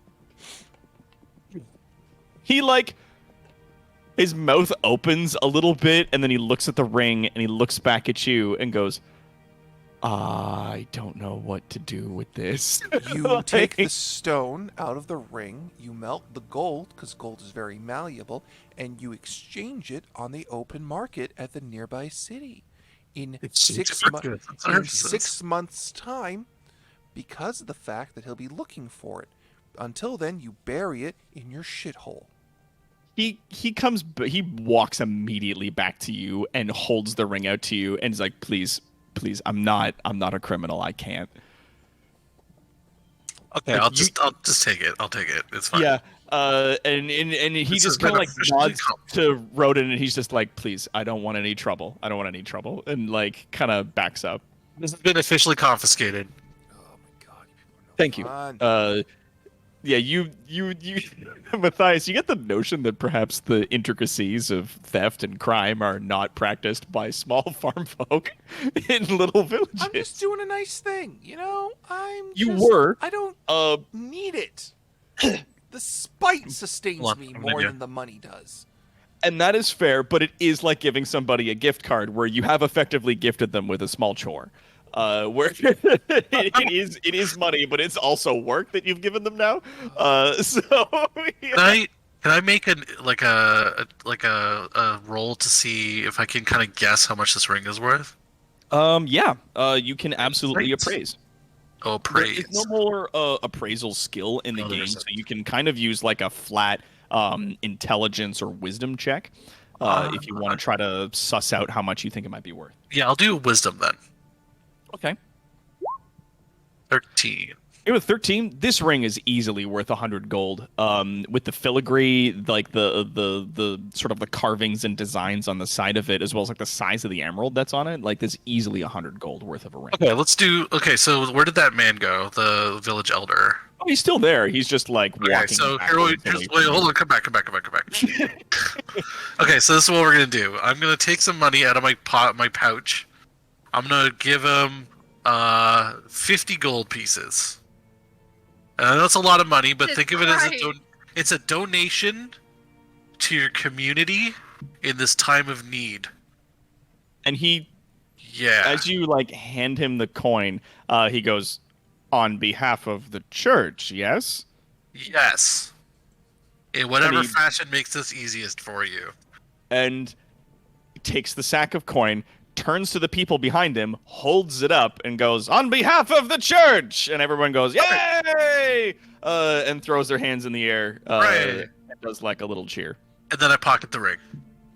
Awesome. Because magic ain't cheap. Because magic ain't cheap. That's fair. Oh, That's I cheap. love that. Oh, So I'm gonna be the down most 50, expensive but then I'm gonna class sell in this all ring. of Dungeons and Let's Dragons go is the meet wizard. the forest people. All right, let's Yes. go. Yeah. So now right. that we're done with this town and we have good-natured folks all around, let us go and Awesome. deal with the forest. So you guys head off into the woods, making your way into the fields and stuff like that, passing by and whatnot. You do find your way to the edge of the forest. There is sort of like a parting of the trees, and the ground that's there is not necessarily like worn as a path, but the trees have parted in such a way, and it's definitely in the place where the young lad told you to go. And so it appears as though you may be able to enter the woods here unobstructed. Sounds good. All right. Making your way in, you find that like the travel through the woods is actually quite calm. Everybody, I'm gonna say for like knowledge on this, if anybody wants to give me either like a religion or a history check about these woods, you can choose either. Religion or history? Yeah. Bam. 15. 15, 9, 9. Nine. You gonna roll, Mike? I am not rolling. I have 2 in both. I had a Okay, 1. that's you fair. can roll better than I can. Fine. You just roll. 0 Yeah, there and you I go, 13. rolled. So Sam, you hit the DC for this. A lot of the common folk will not go into these forests. As far as a lot of the common folk and a lot of the rumors that surround these forests, throughout the rest of the kingdom, these forests are haunted. Like this place is not safe for common people to go into. Like hunters will not even enter these woods very typically. The game and whatnot that is potentially found here for food and pelts and stuff like that is absolutely not worth the potential death that one could face at the hands of the strange, fey, monstrous creatures. And that's the thing, is that it's like, it's spirits to some people, it's ghosts to others, and the large prevailing sort of theory is that it's definitely the fey. That the fey are to blame for where my shoes went the other day, as well as people going missing who walk into the woods. That they're tricksy and dangerous, and if you talk to them, it could kill you, and if you thank them, then they'll steal your name, or some other insane bullshit. That like there's theories on theories, and it's hard to discern the myth from fact when dealing with them. But you Worries for stealing shoes and murder. It's true. Yeah, they and there's like there's different stories about how we like if you trade them like a small saucer of milk with some honey in it that they'll give you information or that they'll just straight up leave you alone. As well as like salted foods of different kinds, like a bit of salted bread might do the same thing depending on the fae you're dealing with. That worked for me. Yeah, I'd leave you Like alone you're- for salted meat. yeah. It's like, could you give me directions home for a bit of salted bread? They'd be like, yeah, it's right over there. Like they'll like, Yes, they'll- absolutely. They and you'd know that they like at least in myth they do trades in that regard, and that they are known for testing people. That many who go into the woods are shown a test of strength, and that many fail. Almost no one has ever returned from the forests alive, and the people that have often speak of insane monsters and crazy, terrifying shit. Again, the myth from fact is hard to discern, but that's the general gist that you get. People don't go in there because it's fucking haunted as shit. I'm gonna proceed like it's a normal forest because I kind of know better about hauntings and stuff like that, and that they usually kind of leave a much more of a darker flavor on things than I can kind of discern from it right now. Yeah, Rodin is secure in the knowledge that he's seen real monsters. He knows what monsters look like. These woods are fine. It's yeah, just a Ariel forest. and I would have People are seen. just superstitious. Whatever. Ariel and I would have seen real shit at some point. You know what I mean? Like, I don't think Ariel believes in any weird like fae magic. No, I yeah, like people Ariel are- might be secure in the knowledge that like I grew up around evil magic. Yeah. I know what evil magic looks like. This isn't evil It magic. doesn't. It's not lush and beautiful. It is dry and terrifying. Like Yeah. it's not. Like I don't think Ariel has an understanding of why people are scared of the fae. Ariel's like, this looks gorgeous. I don't understand. Y'all Well, are exactly. dumb. Y'all haven't lived in a desert long enough, and it shows. yeah, All right. As you guys follow, eventually the path leads to a small clearing. That you guys find yourselves in, like so. If you guys would like to place yourselves on the map in the center of this clearing, please. sure. Where would I find my dude? Yes, my dude is also missing. Yes. You can click and drag your dude from the journal section to the map. It should be under the characters tab. Oh, there it is. Inside of the my journal, rogue, yeah. and I have placed him on the map. He also still. You only guys may has- also put yourselves back up to full HP, as you would Yeah, I have don't know why gotten a long rest. That's Oh, fair. Thank God. Traveling through the woods with these other No, adventurers Werner Herzog, damn is it. very dangerous. Why are you afraid of a man? Do What? you know the Muffin Man? I hate I have this. put myself too far ahead of the group, which is stupid. I just for a spent so rogue. long trying to figure out how to get my character there. Didn't catch any of that. That's okay. All right, so there you guys are. As you guys make your way into this section of the woods, you see like the path kind of comes to an end, and that you're surrounded by thick trees that go up really high. That there's like a heavy mist that sort of it didn't kind of roll in. It's just when you get here and you're looking around, you realize very suddenly that the woods are very misty, and that this isn't very cool. That it's a little bit hard to see, and then slowly, at first, coming out of the woods appears to be a number of animals. There are a number of wolves and bears. It's like, Hold on. Let me just grab those there, and we'll move those to the token layer. See if those show up on the map for you guys. There they are.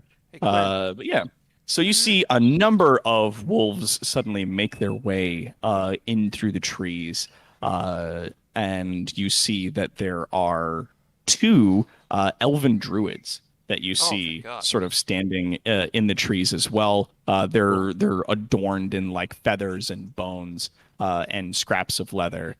Each of them carrying like a short staff that's covered in like different teeth and claws and things like that. wow. as they come out of the trees, they start chanting something in Elvish. Is there anybody who speaks Elvish in the group? I do. I should, actually. Quinn does. Oh, Quinn does? I do.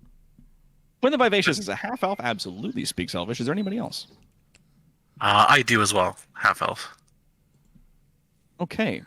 As they're coming out of the trees, they're shaking the sticks that they have, rattling the teeth and the claws and bones that dangle from them. And as they do so, the thing that they're chanting is that the strong survive and the strong may see. And with that, we're gonna roll for initiative. Oh, great. So remember to select your token on the map before you roll for initiative on your character sheet to ensure that everybody gets on there. All right, so we're Where gonna are you? There you are. Pressed it like a Ooh, motherfucker. we're gonna grab you 21. guys. I got a 9. What the And- fuck? If I just click the name, does it go? Oh, it does. Radical. Good, all the wolves that's are coming awesome. before me. I'm gonna die.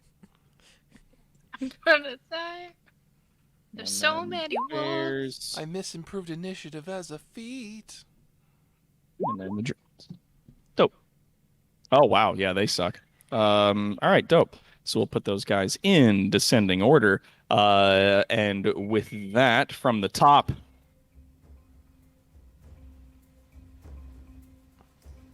That's you, Quinn. Oh, God. that is Quinn the Vivacious. Up at the top of the order, Ariel Lightbringer is on deck. Quinn, seduce them with a hearty song. They're both dudes. You have a shot. Unless this is a gay couple, in which case I don't want to beat them up anyway. I will 100% go. We come in peace. We are not here to disturb you in any way. We just wanted to talk. And I guess I can roll my persuasion. I was gonna say, yeah, absolutely. Give me a persuasion check. No. Hey, Quinn, Yeah. did you say that in Elvish? Yes. Fuck. I mean, you kind of get from the body language that she puts her hands up, and it is just like, we're not here to fight you. The one of the elves, this one over here, sort of repeats back to you a proverb in Elvish that is something to the line of that a rabbit has no quarrel with a wolf, and that if you pass this test of strength, then you may know the wisdom that you seek. You call us a bunch of sissies. Fantastic. Okay, cool. All right. I So immediately know how I'm going to deal with this situation. that was my free action, correct? I was going to say, I'm going to allow that interaction to be a free action. So if you Thank still want to take a standard action and Yeah. like your bonus and everything else, I'll let you keep that. I will. Who's in front of me? Hang on. I will give a bardic. Hang on, no, hang on. What are my spells? 2 seconds. All right, then. Fine. Okay. Fine. Fireball. I don't have fireball. I wish. You got a fog spell or something I like that? don't have that. I do have dancing lights. I don't know if that'll help. Not quite. That's enchantment. That's not going. That's not going to Check help one of my against abilities real quick. elves. Because I'm assuming these guys are elves, correct? The two that are there are elves, yes. The two druids that are there are of elvish descent. Okay, I'm going to assume that not. Oh god, there's bears. I forgot. Shit. Okay. There are indeed bears. Bears. Okay, you know what? I will use hideous laughter against a bear. So Hey, cool. No, do it. That's awesome. that might. Oh my work. god. So I'm just. That's for the description of what the spell does. Wisdom saving throw or fall prone. So a wisdom saving throw or they lose their turn. Yeah. So my Or spell DC 4 or is less isn't affected. Yeah, my spell's DC Okay. is 13. And you use this on the bear? Yeah, I'm gonna use it on the bear. The bear does unfortunately have less than 4 intelligence. It has an intelligence of 2. Shit. So you're just like, isn't this funny? And the bear goes, "More," and like just doesn't seem to catch on. Damn. Oh shit! I was really looking forward to watching a bear laugh at stuff. You could say it does. You could say this is a smart bear because it's a druid's companion and it shares stats. If it shares stats, I'm scared. I would prefer it to not. No, I no, would 100% prefer that bear to not share any sort of intelligence stat. I want to see a bear laugh, but I regret that even as like hunter and druid companions, that animals typically retain their natural stats, even shifting into form. Like if that was a druid in a bear form, then 100%, then he would like lose his fucking beans at that point. But nah, I'm sorry. It's okay. It's all right. I was guessing that it was a druid in bear form. Not quite. All right. It is companions. So I think. Hang on. Can I still do? Hang on.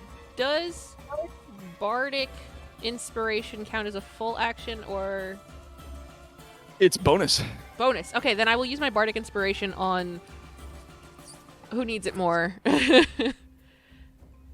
I'll give it to Matthias. Why not? Nope. Okay. So I Matthias, get- you have bardic inspiration. I'm gonna give you like a little thing. There, I think I put it up. Bam. Yeah, there it is. Do so. Yeah, use a bonus action on your turn. So yeah. Cool. I know what I'm gonna do. God, I hope it works. All right. Is that your turn? That is my turn. All right, Ariel, you are up. Rodin is Right. on deck.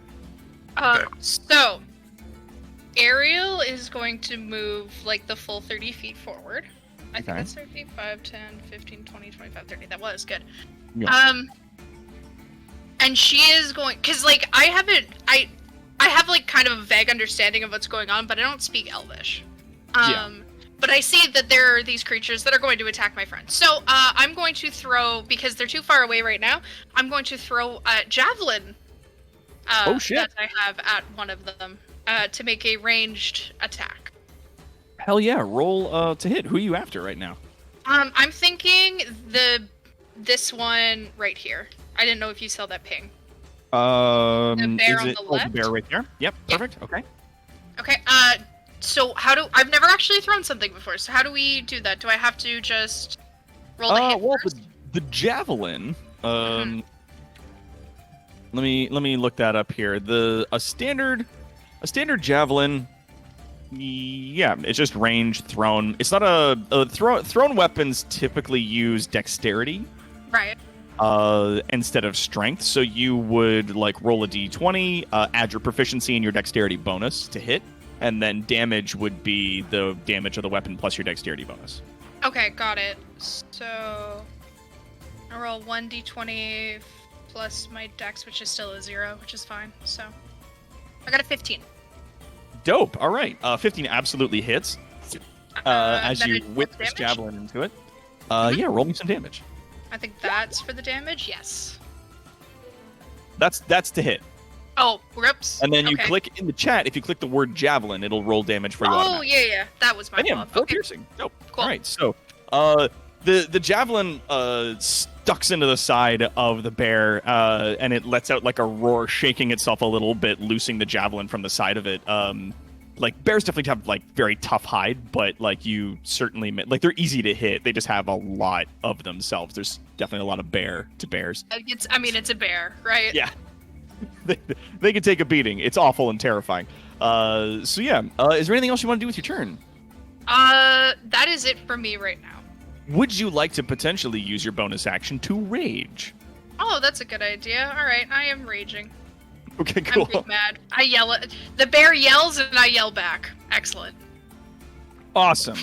I'm gonna see. Is there an icon for raging? Sure, I'll give you that little icon right there. Boom. Cool, perfect. on your dude. Sweet. Rodin's up. Wolves are on next, and then it's Matthias. Well, I don't feel like tackling a bear, so I'm gonna go after the wolves. I've got a long sword, so I guess I'm gonna head over to where the wolves, the one wolf on its own. So I'm gonna go 5, 10, 15, 20, 25, 30 feet, right? Mm-hmm. So 5, 10, 15, 20, 25, 30. It puts me here. Yep. So I can't really do very much from this far, so I'm gonna throw a dagger at it. Go. With my trash dexterity, it's gonna be awful. So it's gonna be probably... So I just click dagger, right? If you click it on your character sheet, it should roll it for you automatically in the chat. I feel like it's gonna be for attack. Or is that on your inventory? Throwing. Trying to figure out how to do it while you throw it. So, okay, I might have to grab all this. So it's going to be roll 1d20 minus 1. I believe. Wait. Proficiency bonus? No, it'd be +1. Yep. It's a proficiency bonus for... Yeah, so then, yeah. So, 18 hits. Then it's a 1d... Since it's a thrown weapon, I think I get my strength bonus of 0, so it's 1d6... Or 1d4 plus 2, I think? Does that sound right to everybody? If it's a thrown weapon, you're adding your dex. Yeah. Oh, -1 then. So, D6. 1d4 minus 1.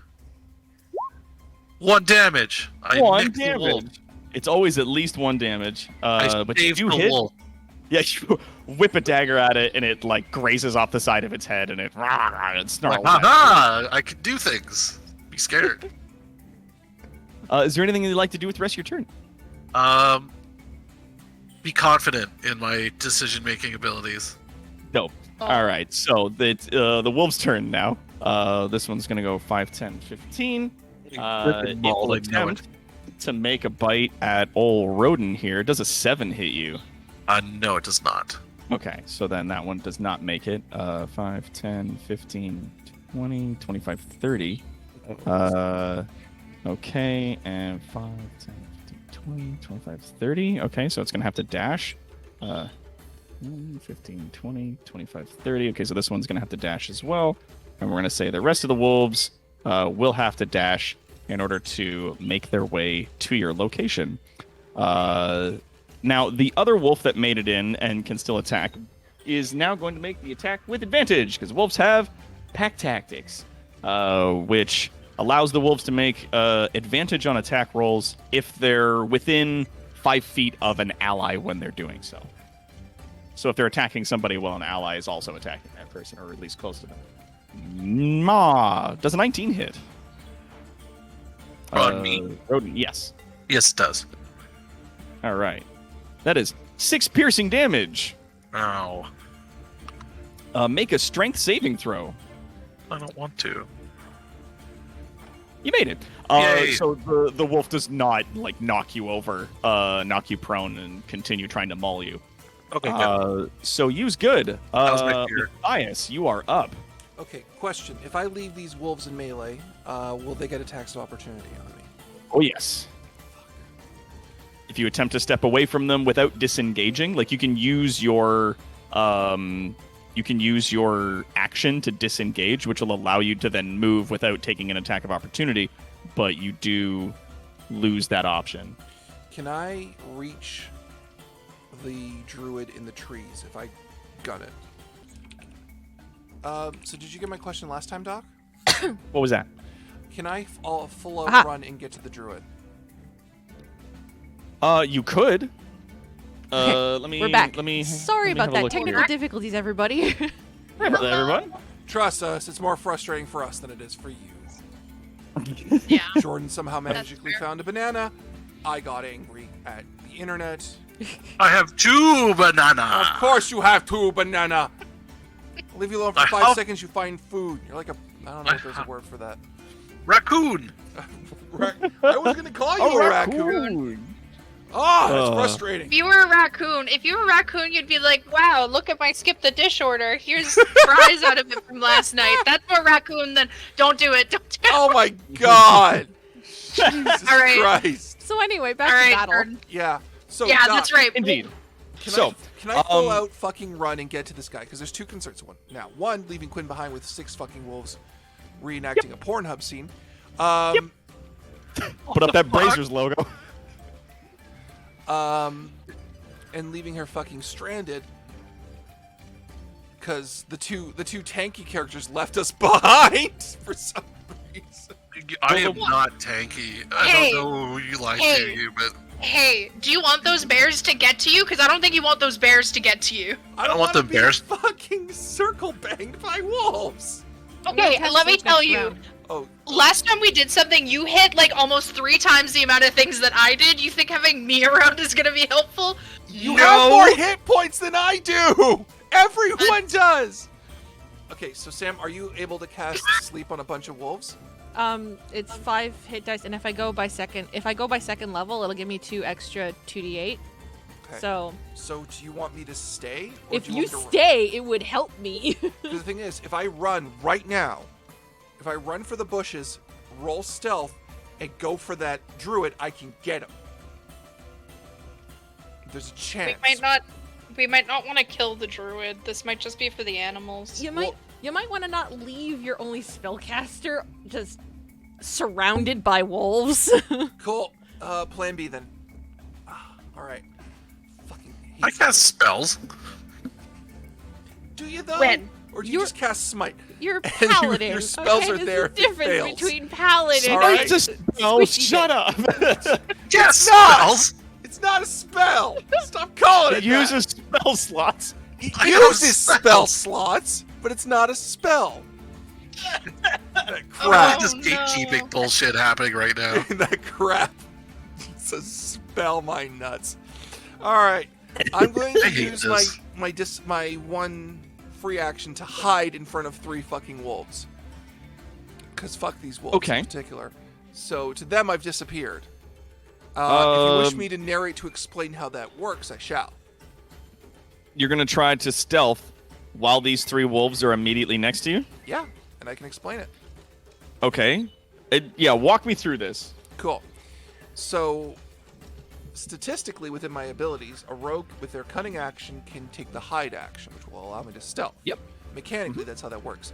In the scene, what Matthias does is he kicks the ground and pushes up the dry dirt, which obscures the senses of the wolves. That's quite clever. Is Thank the old dirt in the eye trick. Yes, I stole it from Baki the Grappler. There's a guy in Baki the Grappler where all he does is he hucks dirt up in front of people's faces and he disappears and it works. So obnoxious. I've seen that. Yeah, it's such a douchebag. Pocket sand. Yeah, That's his actually, thing. So I'm going to do that, and that'll give me a chance to use the sneak attack ability. It won't let me use my assassinate ability, because that's only at the thing. But I can at least get a sneak attack in and take a wolf down. Yeah, do it. Roll me stealth. Alright. Why am I going for the advanced dice roller when I have a character sheet is beyond me, though, because I am a stupid monkey. You're All right. not a stupid monkey. Monkey. Monkey. Why don't you, Monkey. Apes together strong. Monkey. Chat together strong. So that's an 18. I'm not going to use my advantage dice for that, because these are fucking wolves that should get around them. That's okay. Let's see if they got that. Well, you know what? I'm gonna say that like they are engaged with you. And you rolled like your lowest is an 18. Yeah. So I'm gonna be like, yeah, like you kick that dirt up, and they all sort of like squint and shake their heads and whatnot. As you do that, you've successfully hidden yourself from their immediate view. Attacking does bring you out of hided, but you can definitely attack, and you will attack with advantage which and get that means- sneak attack because you're attacking from stealth. And because it's a surprise, any creature that is surprised, are you going to count that as a surprise? I know that you can use your sneak attack dice because you're attacking with advantage because you're attacking from stealth. So yes. Okay, if you're counting that as a surprise, that means it's any attack I score against a creature is a critical hit, and that'll double everything, and I actually have a chance of really taking one down. Is that the assassinate thing? Yeah. Does that have to be the first attack in combat? As it reads, I have advantage on attack rolls against any creature that hasn't taken a turn. But in addition, any hit I score against a creature that is surprised, that is not denoted by top of combat, the DM just has to rule it as a surprise attack. You know what? I'll allow it. That becomes a critical hit. I don't get the advantage I'm all about bonus, that. which I don't get an advantage I'll allow bonus. it. Yeah, go for it. Yeah. Get it. I won't get the advantage bonus, but I'll get the critical if I hit. So Yeah, please. like, well, you're attacking from stealth, so I will give you advantage, and then we can count them as surprise, Proficiency which dice. will. Proficiency dice. Proficiency dice. How Yep. much? What do I Yep. use? Is it a Yep. D6? Hang on. It's yeah, the bardic inspiration. Yeah, I'm using that now. It's D6. D6. D6, yes. Yeah, Oh! that's fine. You hit. Oh, thank God. Oh. Yeah, with an 11 plus 1, so hitting with a 12, you hit absolutely. Okay. All right, so roll me that tasty crit damage. That's 1, and that's 2. So that's not possible. I fucked that up. So I roll You just Yep, press you right you for button. rolled to Yeah. attack. There you Yeah, there we go. go. That's a 14. 6 and 8. plus the sneak attack, which is a lot. Another 8. So that's All one right. wolf, I would hope. Fuck yeah. You like kick up the dirt and then fucking pull out your rapier, and then it's just this like, bah! And one of these wolves. Which wolf are you attacking? Which one do you want to try to cut down? Because you mentioned the adjacent rule, I'm going to get this one right between the two, because then it negates the adjacent rule for both of them. The pack tactics works if at least one of the wolf's allies is within 5 feet of their target. Well, that's why I'm getting. So the if they're on any side of you, so if this wolf is attacking you because he has a friend right there, then they both get advantage when they're attacking you. Okay. Do they get is flanking bonuses a thing in 5e? Flanking bonus is not a thing in 5th edition. Okay. Well, then it doesn't matter. which wolf They I got get. rid of So flanking, but then then I'll pack go tactics was added in and is often used. I'll get that wolf then. Because Okay, that can one there. potentially hit Quinn too. And It absolutely can, and it's a very smart move actually to remove that one. Yeah. That wolf goes down. Yeah. It flops over onto the side. Okay. All right. I used my turn to its fullest. I am. You did, my man. All right, so the bears are up, and then the druids, and then it's Quinn's turn. The one bear that got hit, let's see, it goes 5, 10, 15, 20, 25. And then this other bear, 5, 10, 15, 20, 25, moves in. They do not have pack tactics, but they are bears. There are two giant ass bears on either side of our barbarian. It's if this was a better situation, we'd be selling tickets. Yeah. I see those two bears running out of the woods at either side of their barbarian. It's just like, bring it on! As they like coming out. All right. So one of them bites at you, does a 16 hit. All right. It does 8 piercing damage, but you are raging, so you only take 4. Nice. It then proceeds to claw as a 16 hit. Yes. All right, and so that is 12. So that is only 6 damage that does to you. Got it. The other bear then proceeds to attack with a bite in the claw. It's a 17 hit. Yep. All right, so that's 4 damage, and then a 24. Yep, and that's another 4 damage. I got very hurt in that. Ariel just took all that to the face and is like, oh god, oh god. Maybe don't. I'm still up, but oh god. Fuck. All right. That is their turn. The druids that are standing on the edge of the woods, you see them sort of like plant their stabs on the ground and lean on them a bit as they continue to observe as things unfold. Quinn, it is your turn. All right, I will cast sleep on the wolves at 2nd level, which means that I Sleep 17 spell. points. 17. Nice. Okay. What point are you centering that from? Here and out. Okay.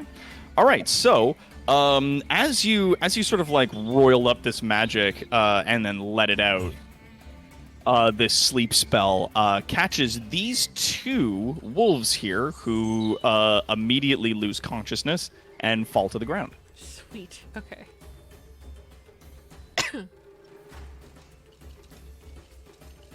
Okay, so this became a lot easier. Yeah, it did. Big few on that one. Yeah. And I can also give another bardic inspiration to Matthias as I am here, because that is a bonus. Excellent. Oh, All right, is there anything else you'd like to do? I believe that is my entire turn. Nope. All right, Ariel is up, Rodin is on deck. I am big mad. So the bear that I've already attacked, Mm-hmm. I'm going to pull out the one on the left. Yeah, I'm gonna pull out my battle axe and try to two-hand slash that boy while I'm big mad. Hell yeah. Do you want to do a reckless attack? I was thinking about doing reckless attack. Yeah. Yeah, you attack with advantage. Yeah. Oh, get it. Okay. Fucking get some. Oh, that hits, absolutely. Cool. Roll for damage. Yep. Bam. Well, So that's 12. Boom. just directly in that bear. Big chunk. Yeah, you like crank into this thing with your two-handed axe, and you like immediately bloody this creature, which is fantastic considering that these are huge brown bears. I think it's quite clear we're not good with swarms of things. Give us one thing, and we will dismantle it. Disintegrated, you know? And then I'm going to just back off a little bit because I am bloodied and still scared. That's okay.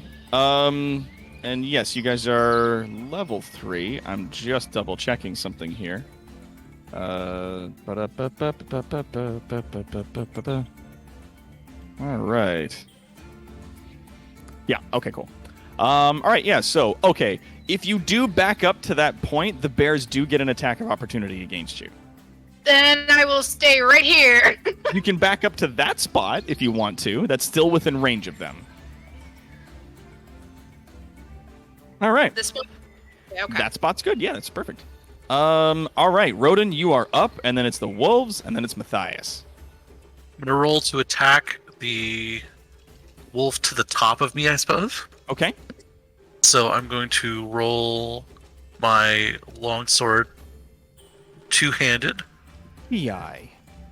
Hoo-yah! Oh, yeah, that hits. Absolutely. And then hoo-yah! 5 damage.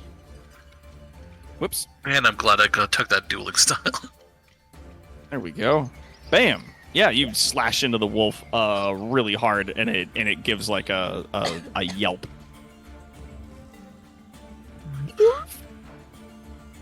Is there anything else you'd like to do with your chicken? No, I think there's not much else I can do. I'm gonna get mauled if I move, so I can't really do that. Indeed. It is now the wolves' turn.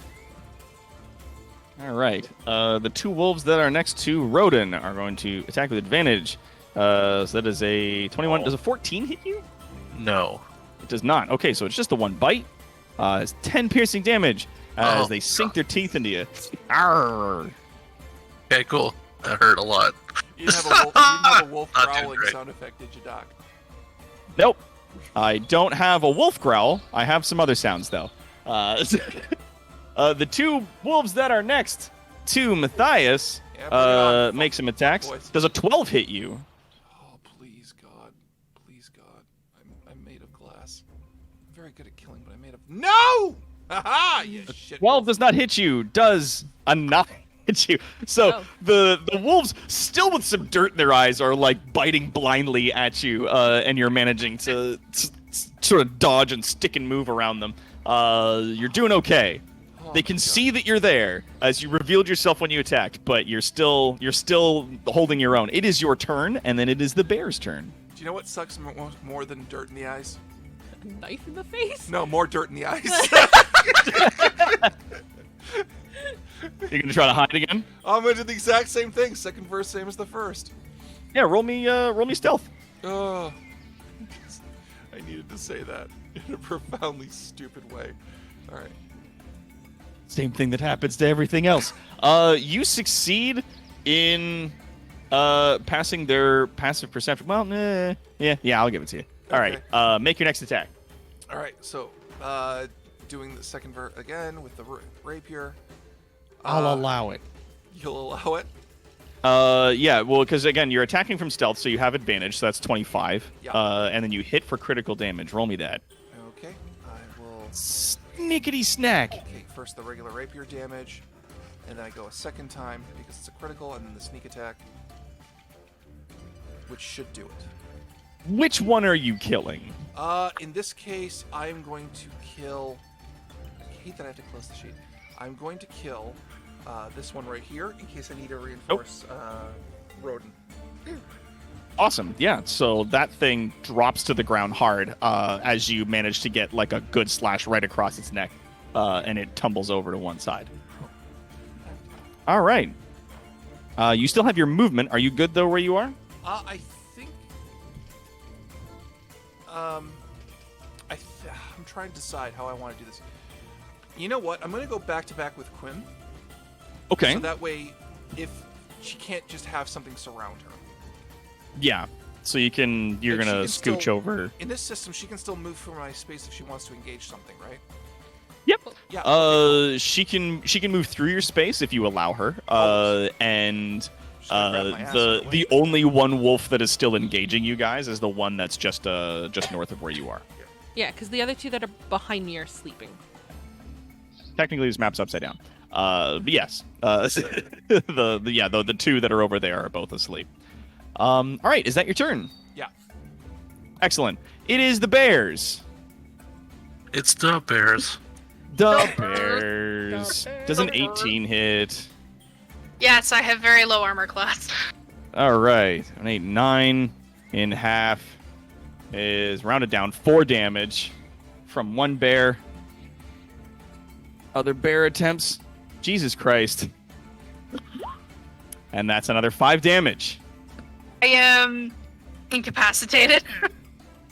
I You am guys down. watch as the bears collectively maul your friend in the field there, and they fall unconscious as they're out there. I was looking at Quinn like, Quinn, you gonna be okay if I leave you alone here with this one wolf? Mm-hmm. Okay, cool. It's my next turn then. All right.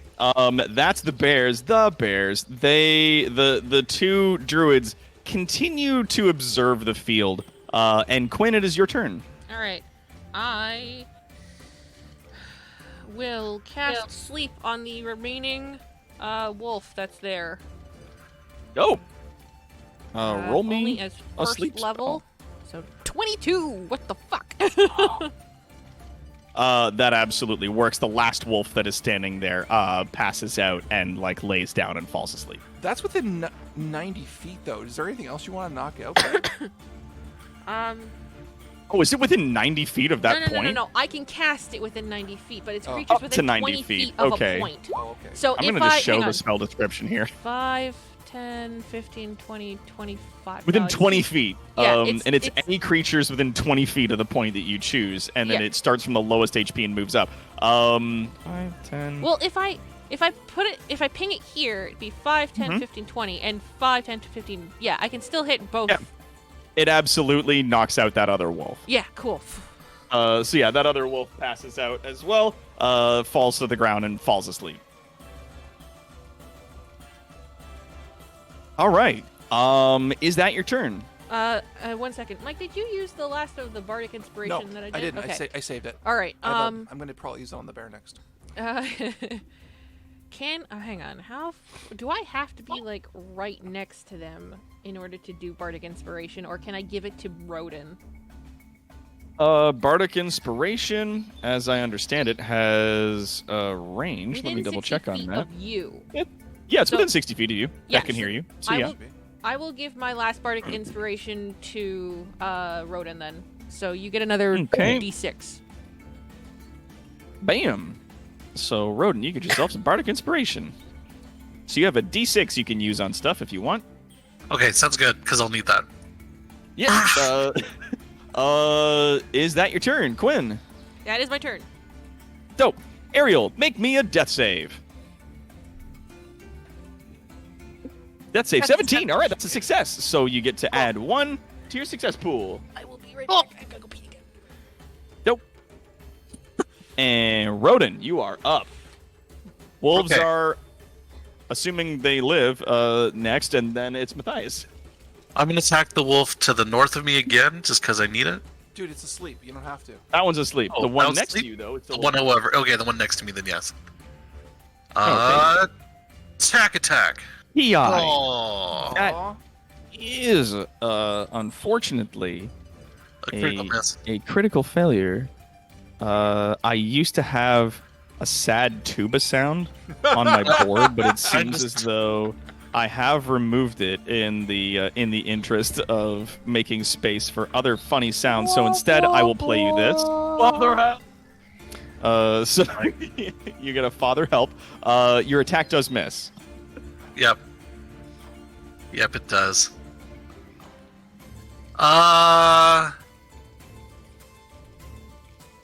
I'm gonna do something stupid and run away. Just disengage, dude. You'll get the. Well, he can't disengage. He's used his action to attack. Yeah. I mean, it doesn't have advantage attacking you anymore because its ally is unconscious. I'll run away to the group. Here, and now roll to attack me. Yeah, that is indeed 30 feet, and it bites at you. Does a 19 hit? Yes, it does. 6 damage. Oh, Make me a strength saving throw. what?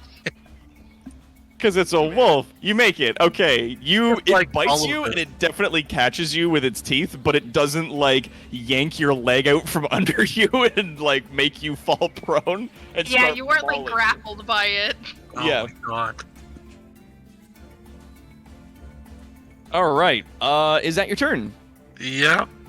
Okay, the wolf is still up and is going to 5, 10, 15, 20, 25, 30. It's going to move up Oh, for here. fuck's sakes, I'm And it's going to make a bite at Rodin.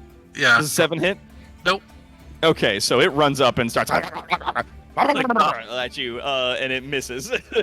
Oh, so bad. You're just like running across the field with the wolf chasing you, like shit. It's like biting at you. Fuck. Oh, Everything's gone so poorly. it's over here All now. right. Yeah, it's following But him. yes, Rodent brought his problems it is your with him. turn. Whose? Your turn, Matthias. Okay. Question: is the wolf? If I run away from this wolf to go help Ariel, will the wolf have an attack of opportunity on me, even though it's engaged with Rodent? Actually, it would, yes, because it got back its reaction on its turn. God, So it does have a reaction again for this round. I missed being able to roll acrobatics to evade attacks of opportunity. Okay, miss it. Oh, fuck. Because I need the hide to get the sneak attack to at least take these things down and peg, because they're just gonna gnaw on her. Fuck it, I gotta do it. You said you're gonna be okay, Sam? I'll be fine. Yeah. Yeah, and Rodent's here with you, so that should be okay. Yeah. All right, Yeah, we'll be fine. I'm gonna fucking run. Get it. Where do you go? I'm running to get to the cloak. Okay, I need to be able to move without dashing to get within range of a bear. Can I do that? You can get within range of the bear that's already been injured. From where you're standing, there is 30 feet's worth of movement there. Cool. I'm gonna do that. You're gonna Okay. get your shot at me. Okay. Does a 17 hit you? Yes, it does. Oh, Okay, no. I gotta make a strength save. All right, so that is 10 piercing damage, and it's a strength saving throw of 11. Oh shit! Oh God! All right. Do you want to add your Yes, inspiration yes, dice to that? Yes, I do. Yes, I do. Before Yes, I I do. tell you you've absolutely beefed it, do you want to add Oh, your thank d6? God! Oh, All right, thank there you God. go. Oh, my God. Inspiration does bite into you, doing 10 piercing damage, but it does not knock you prone. You are still able to move to that location. Cool. I gun it to that location. Quinn's massive knockers have inspired you to not Just like- fall. Just like it's biting into me, and I rip my arm free. For the tits! Don't look weak. Titties! She wants me! Titties! She wants me!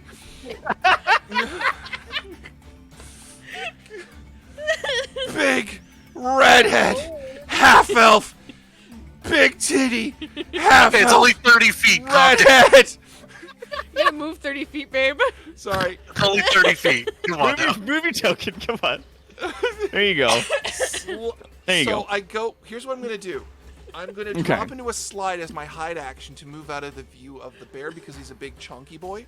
Chunky. Okay. Conky boy. And I'm going to sneak attack and make my stealth so I can do the sneak attack. You're gonna make stealth so you can sneak. Okay, roll me stealth and see if you pass his passive. 18. Yeah, you know, I'll allow it. Sorry, I'm still stuck. I'll on say that like these bears are not focused on you as they're focused on the person that they've just dropped, so they don't see you coming. Rapier. A 22 hits. Yep. And my damage twice, which is 1, Snick, snick. 2. What and the sneak attack. What's that all together? Oh, that together should be 14 plus 8 is 22. 22. All right. You come in hard and fast. Fucking bringing it. Where's my button for like wicked sword stuff? Ah, whatever. So you come in with like wicked shit and absolutely like slash the bear across like an eye and down across the neck, and then you manage to like find that weak spot behind the shoulder blade and like stab through, and the massive bear like thuds to the ground. Big titty, half elf redhead. It is the bear's turn. Big titty, half elf redhead. Oh. 10, 15, So 20. painful. This bear's gonna come around and is gonna come after the rogue who has just felled its friend. Makes a bite at you. Does a 14 hit you? That is just my armor class. That does succeed, unfortunately. Ah! That is 6 piercing I damage. am down. I am down with negative 1 HP. All right, so you are now also unconscious. Oh, All right, I'm and the druids maintain their vigil, watching. Quinn, it is your turn. Okay, Rodin, please don't.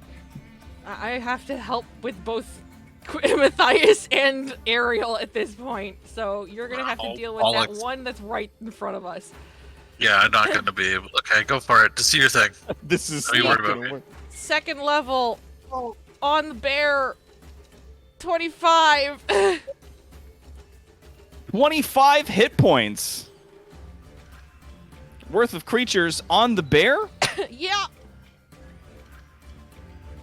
As you cast it, the bear looks like a little bit drowsy and like shakes its head. It doesn't go down. Oh crap! We're in trouble. Yeah, no one has touched that bear yet. That is a full HP bear. Did I choose the wrong bear to kill? No. No, you you absolutely, killed with the the bear. damage that you did, you finished off that bear. It was at like half HP, and you brought it Yeah. all the way down. Yeah. All right, Quinn, is there anything else you'd like to do with your turn? I'm trying to think of anything else that I can do. Because I am out of bardic inspiration. You got a bow and arrow? Can you shoot it? I have to be right back. I'm sorry. I can't. Yep. I can't attack and and cast at the same turn. I don't think. Casting the spell Sleep is a standard action, Yeah. but you do still have the ability to move, and you do still have a bonus action as well. All right. I'm gonna move 5, 10. If you want to run up and try to feed somebody a potion. This might be half. Hang on. 5, 10, 15, 20, 25, 30. Yeah, I can do it. I can go here and feed Matthias a potion. All right, roll the stats for that potion. A potion of healing gives you 2d4 plus 2 HP. 2d4 plus 2. How that? 5. Okay, I can work with that. All right, 5 HP. That gives Matthias. You are up to 5 now. As like your No, 4, negative I was HP doesn't. Oh, it doesn't. doesn't count when it comes to healing. Like the negative HP is only really taken into account if you take your entire worth of health in the negative. It just kills you outright. Whatever it was that hit you, just like bodies you on the spot. But that's the only time that stuff is really taken into account. If any amount of healing is given to you, it immediately brings you up to whatever that number is. So you're at 5. All right, Ariel, make me a death save. That's a failure. That is a failure, so mark 1 failure on the sheet. Yep. I marked my failure. That's like way too close to like a nat 1 for my liking, because that would be outright death. A nat 1 gives you 2 negatives, like 2 fails, and a critical success is just counted as fully stabilized. Sure. Thankfully. Yeah, because it's like if you beef one of those rolls, like that would suck if it was just like outright they just kill you. That's just outright. I mean, I can make new characters. Yeah, I can roll somebody else. It's I cool. can roll somebody. It's fine. I don't get emotionally attached to characters. Why would I do that? But it's whatever. Maybe she'll try to take on 2 bears by herself and fucking die for it. It is Rodent's turn. We gotta wait for old Jordan to get back here. I'm gonna fight these 2 bears. Just gets fucking rinsed in the first like 2 rounds. Oh my god. To be fair, I am incredibly surprised after the second bear hit me that I was still standing to some degree.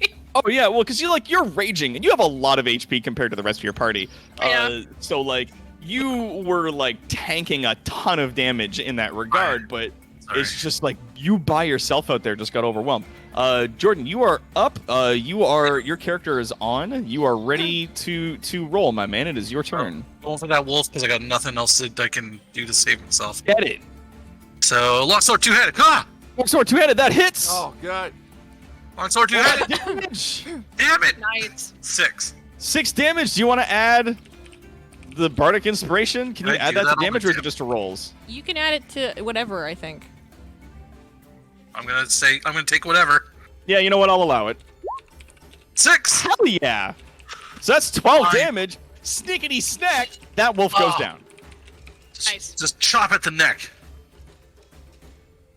Or Thank the you, God. teats. And you just wham. And down it goes. Yes. For the teats, indeed. All right. The wolves are out of initiative, I'll say. They are down. It is the bear and these 2 druids that are left. Is there anything else you want to do with your turn? Please don't kill me, you awful bear. For me, I'm going to move up to the bear and be threatening. Hell yeah. Arg! Roll me an intimidation check. Yeah, sure. I'll do See some. how threatening you get to a bear. That's gonna be a tough one. 12. Hey, 12. Okay, yeah. All right. I did bear kind of well. You definitely get its attention as you like run at it. Like Hold you on, like I don't want its attention. I want it to be scared. like how did you attempt to intimidate the bear? Run up behind it, making screaming noises. Oh my god. Yeah. So you scream and run up behind this bear. It immediately turns to you and goes, "Moo!" This was a mistake. I have this mental picture of Jordan going, yeah. Oh my god. Runs up at it screaming. It turns. Oh fuck! It's like- It looked way bigger from 15 feet, way smaller from 15 feet away. Matthias, you are up. okay, I'm going to use my hide action to pretend to be stealth. The stealth in this case will be me lying face down on the ground, still bleeding, and thus give the Okay. illusion of death. Oh yeah. Fuck. With a 21, yeah. Like, I'm even gonna say if you want, you can like when the bear turns its attention to poor Rodent, you you use this as like your opportunity to like disappear from its point of view and to like make that strike. Sure. So I will strike with my rapier, as is my way. Cool. Absolutely, 20 absolutely hits. Either way. My lifestyle. with the Two 1 20s. and the 2. They're fuck, those are natural. damages. Never Yep, mind. you gotta click 1 the. There you go. and Ooh, 2. 12. Another Oh! 12. And sneak attack. Plus your sneak attack damage.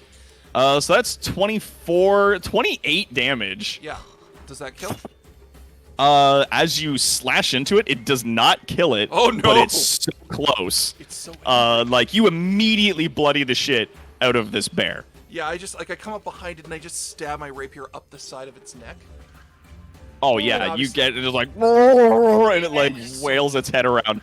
Oh, he's gonna be so mad at me. Someone hit him before I die. This bear's Again. next, though. Oh no. I'm in danger. I'm in danger. I'm gonna get my ass whooped by a bear. He's We're gonna all turn around and go, multi-attack too. It's gonna suck. you.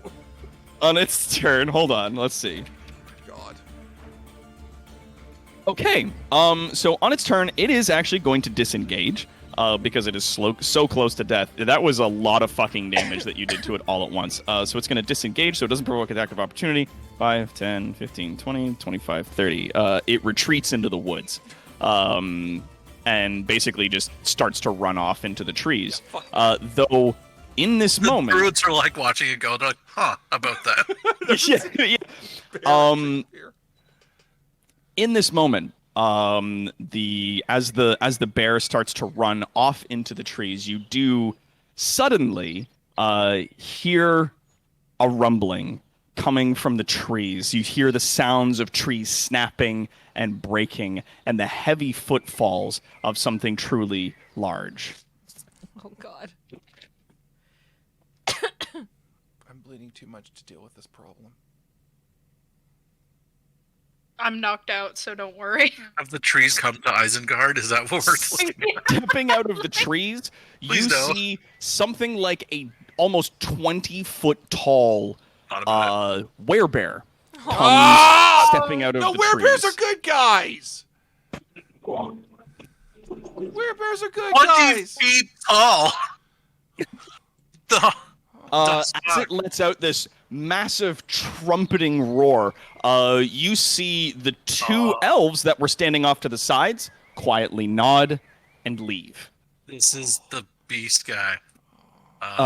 In that moment, you see coming out of the fur from the massive were creature, a bunch of steam starts to form and billow out from it. And as the cloud of steam clears, it reveals that there is, instead, standing in its place, just a regular-sized man.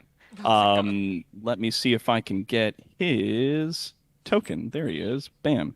He'll be standing right about there. So yeah, you see a fellow. He's adorned with furs around his shoulders and like a standard tunic. He wears a dark green kilt around his waist and has like sort of like hard hewn leather boots.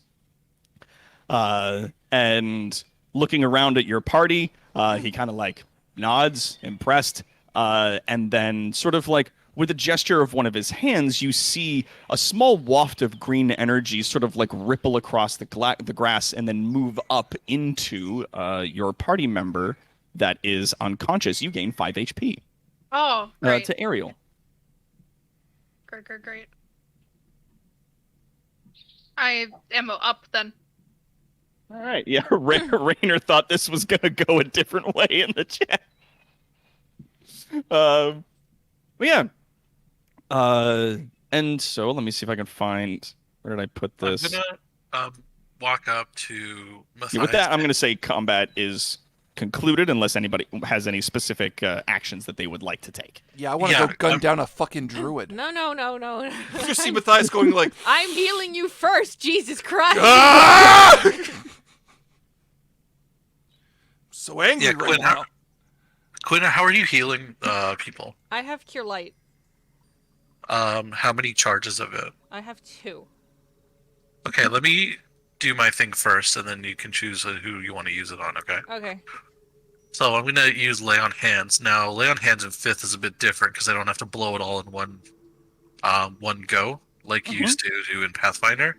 So, I'm going to Lay on Hands Ariel and Matthias for 5 hit points each. Yep. And then I'm going to Lay on Hands myself for 5 hit points, and that should cap out my Lay on Hands pool. So everyone gets a flat 5 hit points. Except me, I don't need it. Excellent. Yeah, except you. Yeah. You weren't hit. Give him like a good solid heal. At least pick him up, you know what I mean? Yeah. There you go. And yeah. The fellow that is standing before you guys, like, again, gives you each like a respectful nod and goes, "All right, good. You passed. Well done." We passed. Fuck you! Yeah, hearty fuck Oh you. my god, fuck you. He looks a bit sheepish and chuckles softly and no, says, we- "We had we- to know if we could trust you." Bro, You're we not killed the her village More bear. Mortal Kombat? You jackass! Oh my god, my organs. We Yes, killed yes, her. you can trust me. I fought a bear. You see Ariel nod and goes, yes, that is a very common form of figuring out trust. I agree. We can be He, like, trusted. Thank you. gives like a nod to Ariel and goes, "There's no better way to find out a person's true nature than through combat." Watch us murder forest animals. Yeah, What kind of, fucking speak for what kind the of trees. druid are you? Shit Now- one. With that, he sort of motions with his head to the space behind you where the wolves were. Looking around, you see that they evaporate into like a silver mist. Oh, you cock. Well, And yeah, but same thing still, I happens don't like with being the one that bit. was next to you. Oh my You- god, my organs. Dick. Oh, You son of a bitch. Fuck you. He goes, Oh,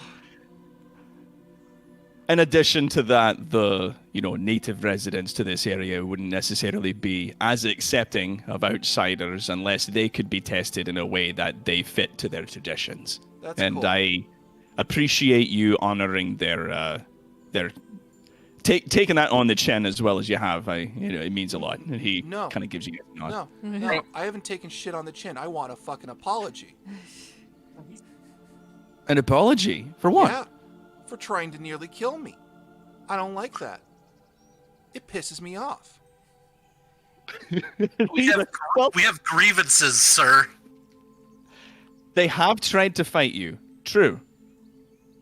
You are in their territory, and they Yeah. have a right to defend their land from They strangers. can tell me to outsiders. leave. They can tell me to leave. They can tell me to go. It doesn't have to go to violence right away.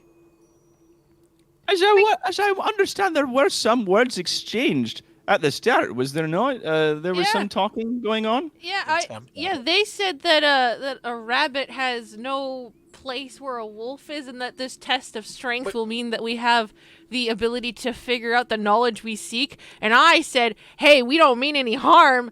You can put the wolves away." Is that what you actually said? They I don't are, speak Elvish. It is what I said. They were Aye. With that, then, I will extend to you my apology. All right, All right, then. cool. I want their hands. No. Want Relax. their hand? I want their I'm going hands. to be. I apologize that their customs may seem strange to you folk, and I'm sorry if they hurt you or they caused you undue alarm. I'm typically one to believe that words should be used before violence, that you always give a chance for someone to talk their way out of a mess before you fight them. But like I said, I don't own these woods. I just live here. And if I'm going to be communing with anyone who's not from the village and who's not the village elder, then they must pass the test. And I honor you for being able to make your way through that. Thank you. Seems fair, All honestly. right, so you don't consent to this kind of shit, basically, is what I'm hearing. Well, it's not a matter of consent. It's their land, their traditions, and it's not how I live, but Yeah. it's how I've chosen to agree that I live here. I'm living in their territory, so I live by their laws. So how did that whole bear thing happen? How'd that come about? Oh, right. He said he kind of like looked at you confused, like, "What are you talking about?" for like half a second. But he goes, "Right, yes. You know, you turned into a monstrous bear man thing. Long time ago, made my way into the woods here, and I passed the test that the elves put to me, and they have shared with me since then the art of the druidic natures, so the old arts, as we call them. Got it. And that's what the old arch looks like at its, I don't know, I would say I'm a middling druid as far as it goes. What do you... That's a little terrifying, and I suggest we don't stick around too long. Aye, so, my honored guests, how can I help you? I've forgotten why we come here in the We first came place. here because we suspected that the village and he were involved in an elaborate Ponzi scheme an elaborate Ponzi scheme where they were... Basically, they Yeah, attack the village, and the linesman then replenishes the village's stuff. Right, because this is what I would have told the party from what I learned from the young man. They give protection and herbs and medicine from the old ways and things that they can't actually get from the village. And in return, these guys over here raid the village for more supplies that they can't get in the forest. Right. That's true.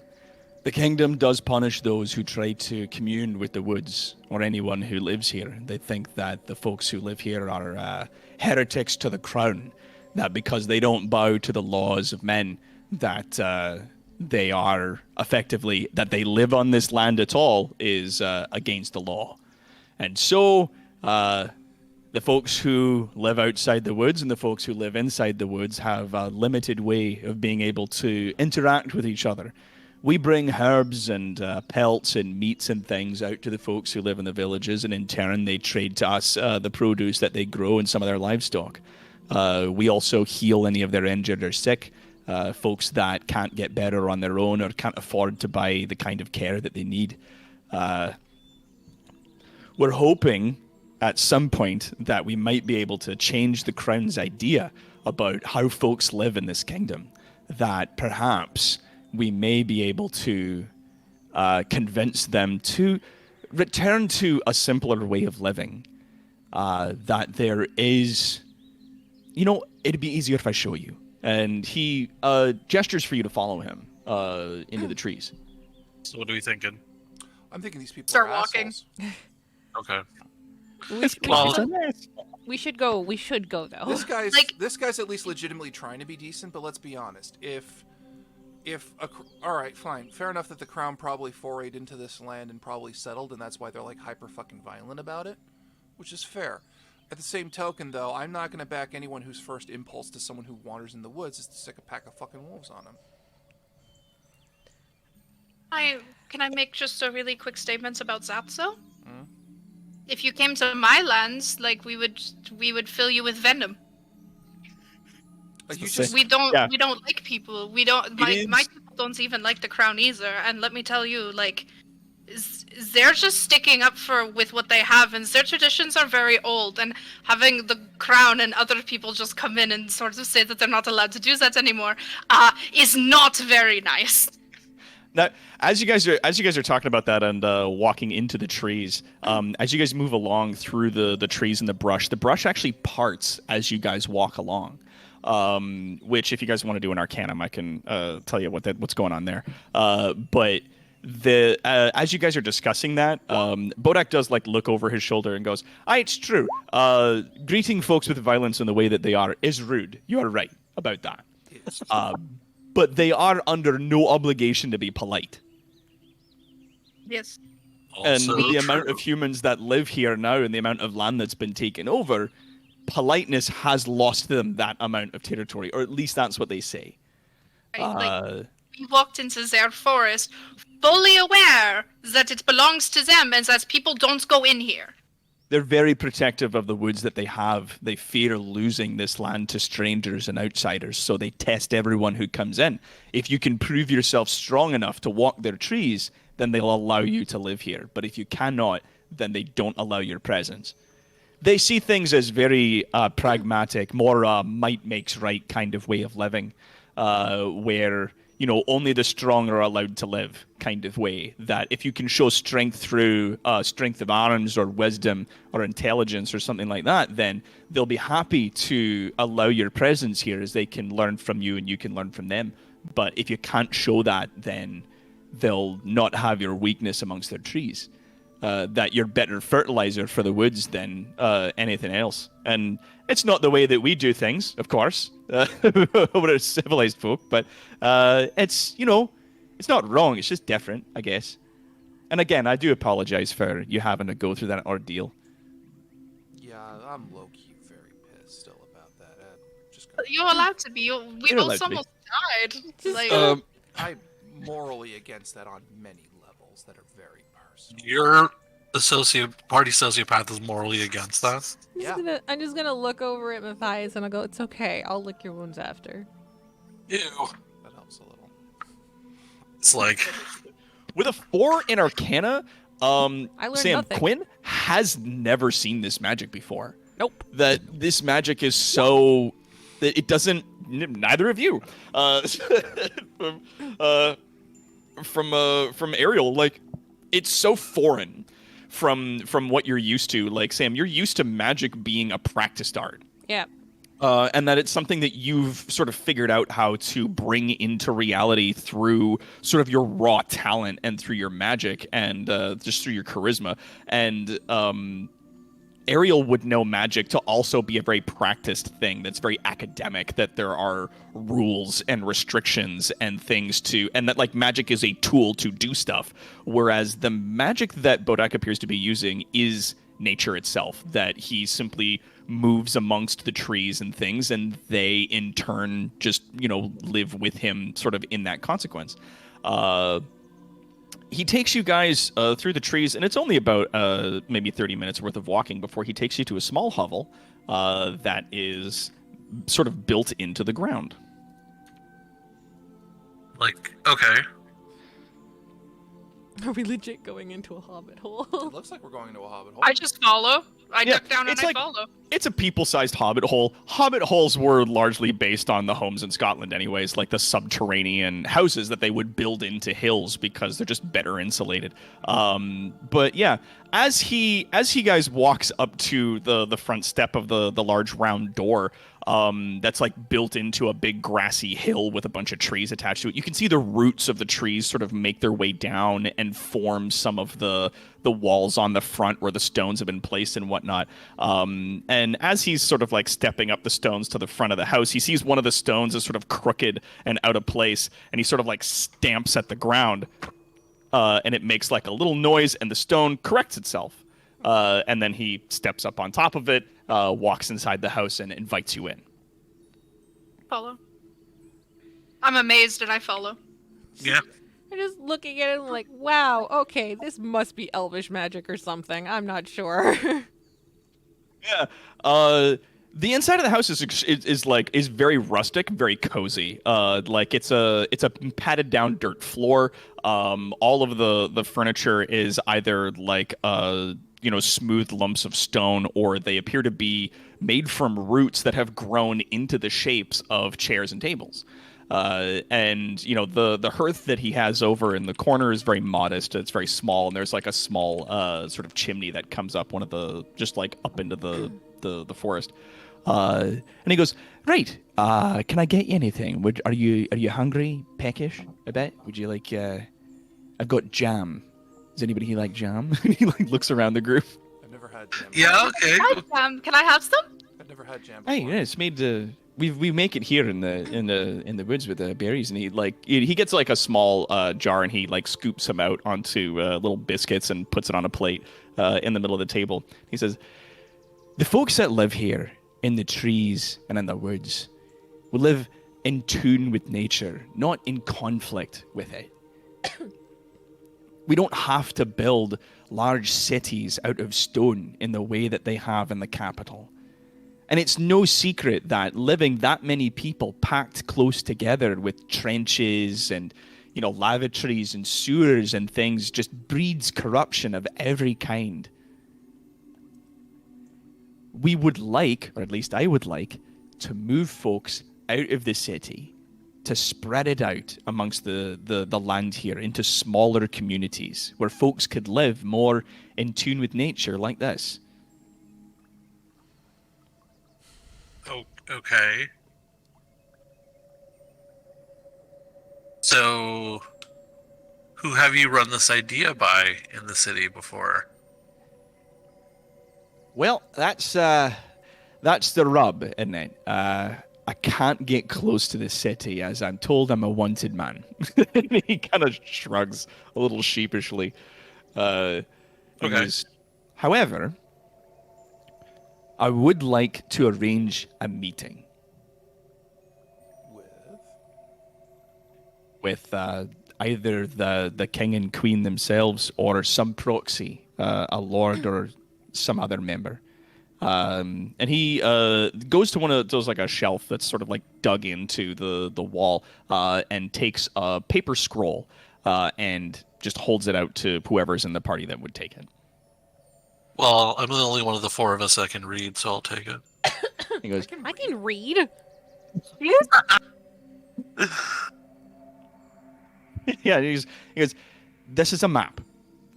This will show them to a meeting location where we can get together and, what's the word for it? A parley, where we can meet under peaceful terms and discuss going forward in the kingdom, a way that we can sort of meet in the middle, a compromise, is if that's a word for it. Does that make sense?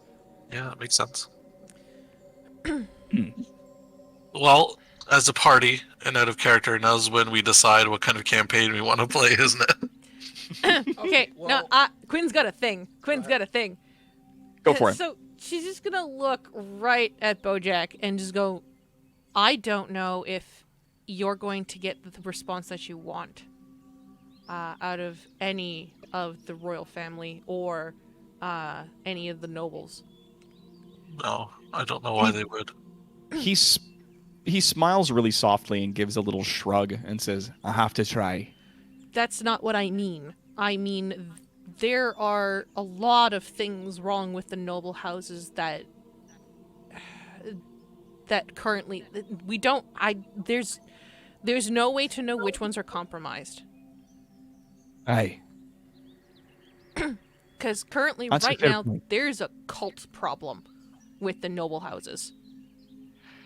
I heard, and he kind of gives like a short nod to Ariel, and says, I heard there's more than a few of your ancestors running about causing a problem.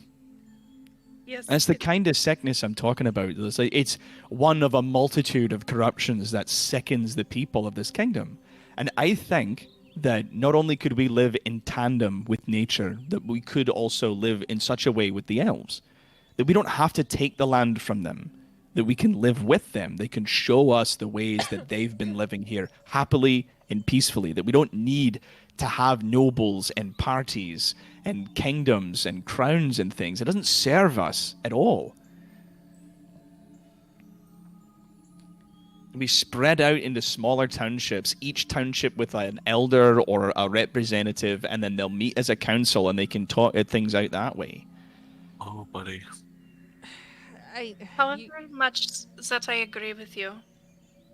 From my time looking at the land and people and how they act to things, people don't take well to strangers that don't look and think like them. They're going to be scared and they're going to assume that it's a setup for an assassination of some kind, regardless of what we say. And I understand that you have beautiful meaning and you want to do this in a way where you can talk this out with them and hope for something better, but I don't think that is a rational thought, and I think it's going to put your forest and these elves in more danger than they are in right now. Well, I mean, that's the hope, right? Is we don't want us to be in any more danger than we are, but we can't be in more danger than we are. If I present myself and they decide to take me in and execute me for my crimes of trying to help folks, then so be it. But I've got to make an attempt. And I mean, not to, and he kind of gives a bit of a face, not to boast, but I think we'll do okay if they try to march on the woods that are left here. We have more folks like myself who are living here in the woods, the forest folk. And Just like yourself? he could nods his head back and forth. He's like, well, not just like me, but close enough. With the whole bear thing? No, that's just me. But but there are others who can take the shapes of spirits who live here in the trees. I see. Well, But aye, we would like, if possible, to at least make an attempt. If there's anybody who's there who might listen to us, this could work. It's not But- about who might be able to listen to you. It depends on how deep the cult runs. Aye, which is why I'm trusting you to try to find the right person to pass this information to. We only know the halfling. how about this? How about this? We only know one guy, and his How about name is this? Nubs. We'll take the parchment. If we can find someone that we might be able to trust, we will pass it on. But we cannot guarantee a time and how long that would take. Okay. Would everyone else be okay can- with that? I'll hold the parchment. Yeah, okay. I have thoughts. Okay. I would like to hear your thoughts expressed out loud, Oh, please. I'm gonna say it directly to the gentleman who has the werebear thing. Aye. Say hello.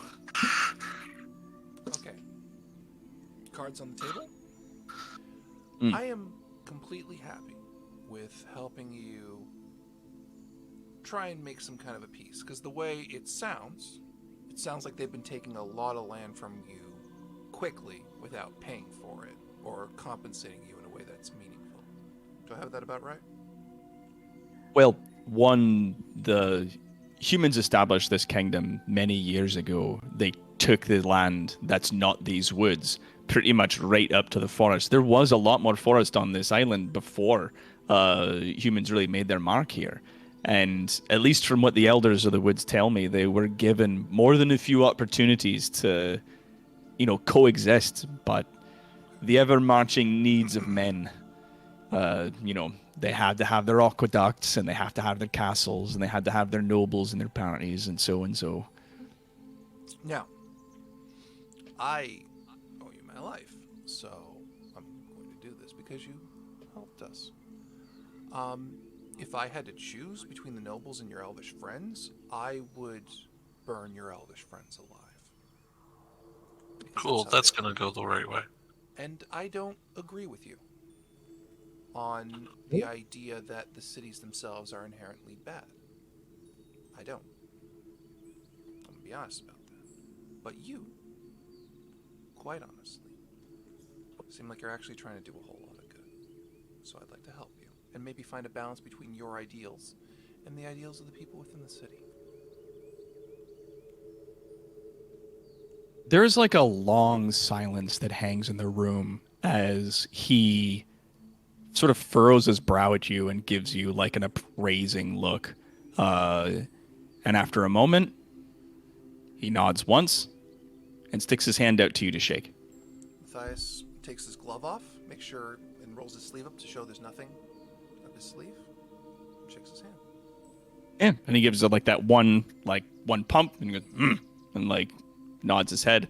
He goes, good. I understand that it takes a lot to admit that while you may not agree with a person's ideals, that you do agree on the notion that saving lives is what we're trying to do here. Of course, that's basic. There's no denying that you're trying to help the village that's over there.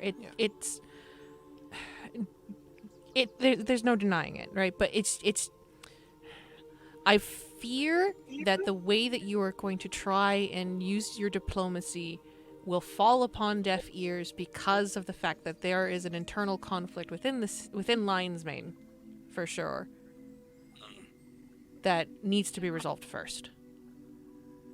So, Aye. Well, Well, I mean, it's not if hard. it takes time, I'll accept that. I was gonna say there's a certain level of naivete going on here, but I mean, the very least we can do is pass your message along to someone who would be likely to listen, right? It's all I ask.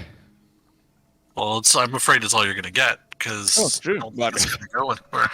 But like I said, Can I ask you more than that? As you've come here, like it works. That you are, experienced adventurers. You've been doing good work for the kingdom, I imagine, and that's all really that we could ask for is that you can try to pass on the message. Like, I can't give this work to anyone who, say, lives in the villages that we trade with. They're just simple folk, and they don't carry the same kind of clout that you would. I'm on parole. Yeah, I don't know how much clout we really can bring to this, Like, but I'm on parole for Parole? things- Yeah, so much parole. They're doing what? Oh, fire. yeah, hell of a story. You should tell them. Fire and a lot of stuff Just involving urine. you just see Quinn having like an existential crisis within her own brain. It's just like, because it's like, I know exactly how I would be able to fix this, but I'm not ready for that shit. I'm not doing it. No. Is there anything else you guys would like to ask before you make your way out? They're not going to attack us again if we come back, right? No, you've proven yourself. You're Okay, good. thank God. I got a question. How did you come to be this way? Like, how did you... I don't know. Like, this is a weird place for a full-blooded human to be in, as a emissary to a bunch of forest elves. It's true. He chuckles and takes a seat by the fire on like a lump of stone.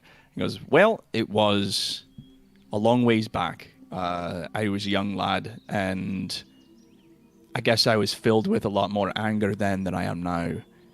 And I don't know, watching folks that I cared for die to sickness that could be avoided if we were just allowed to go to the trees to get what we needed. That'll do her. All right. And so I asked the trees if they would take me and my hatred in, if they would give me a direction for my rage. And they did. That's surprisingly wholesome. Kind of expected more from that. Hey, well, anger is just a thing, Like it can hurt you, or it can help you if you just learn to control it. Yeah. And he gives like another nod to Ariel and says, there are You're more like than a few folks. rattling Ariel's brain right now. She's Yeah. loving this place. Yeah, it's just, there are a lot of folks that get scared of anger because they don't know how to use it correctly, or they've personally seen it used poorly.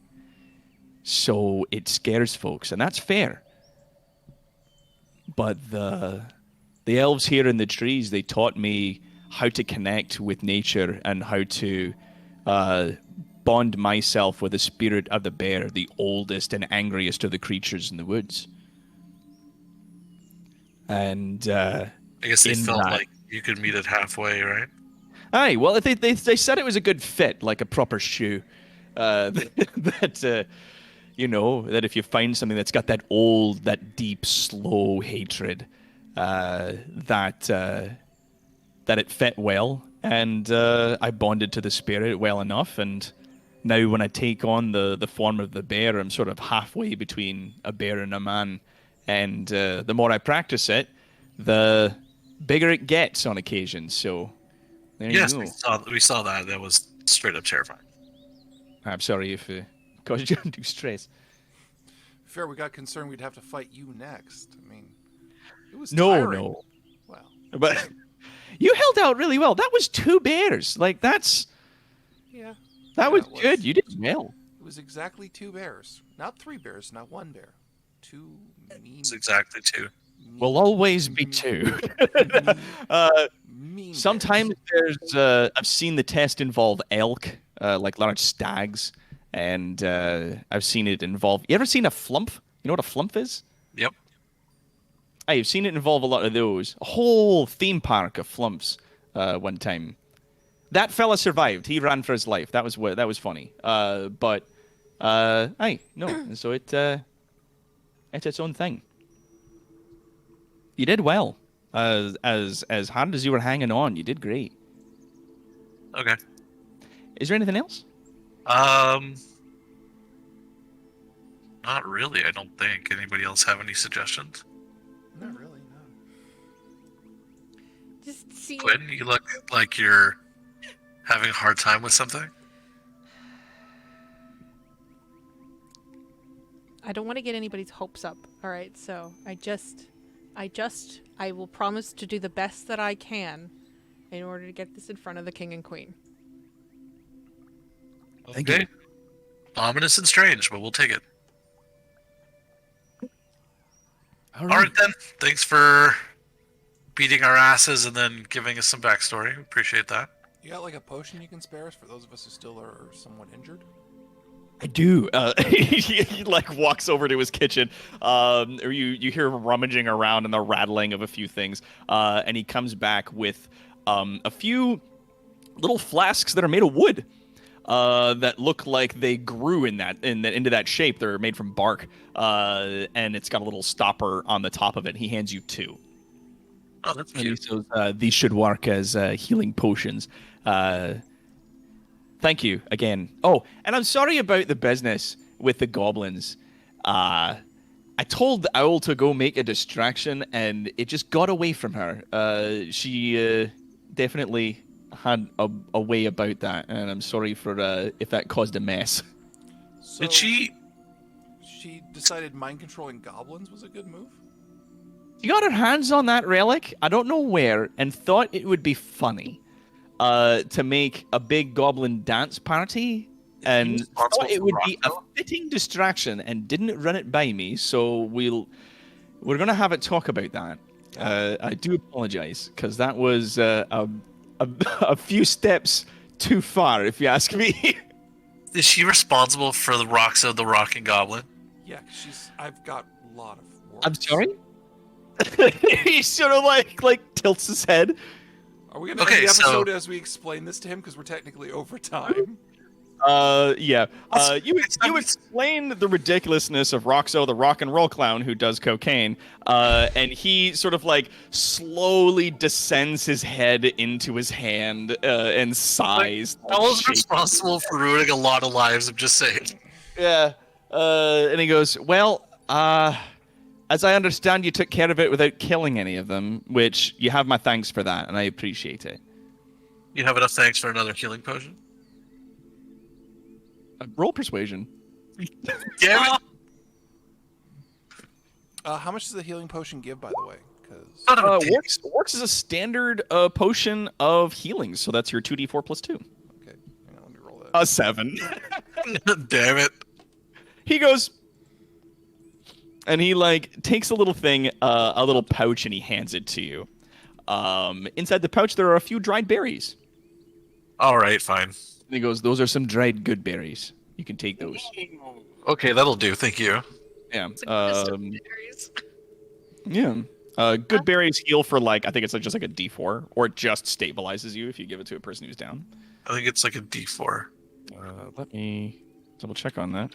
But yeah, on that, you guys head out, and he like escorts you back to the clearing, and wishes you guys the way to head off, and a good trip. Okay. Yes, each berry restores 1 HP. Oh, well, It dang. provides enough nourishment to sustain a creature for 1 day, but it still gets you from unconscious up to active. It's some ball and rations is what it is. It is, yeah. Ariel, are you feeling okay? Yes, I'm okay. It's interesting seeing other people panic when they meet the customs of like a world different than theirs. It's just nice to know that when I arrived and how I dealt with things and panicked, like I'm not alone in that feeling. That's all. I don't do well with tests that involve life or death. Honestly, I think that's really cruel.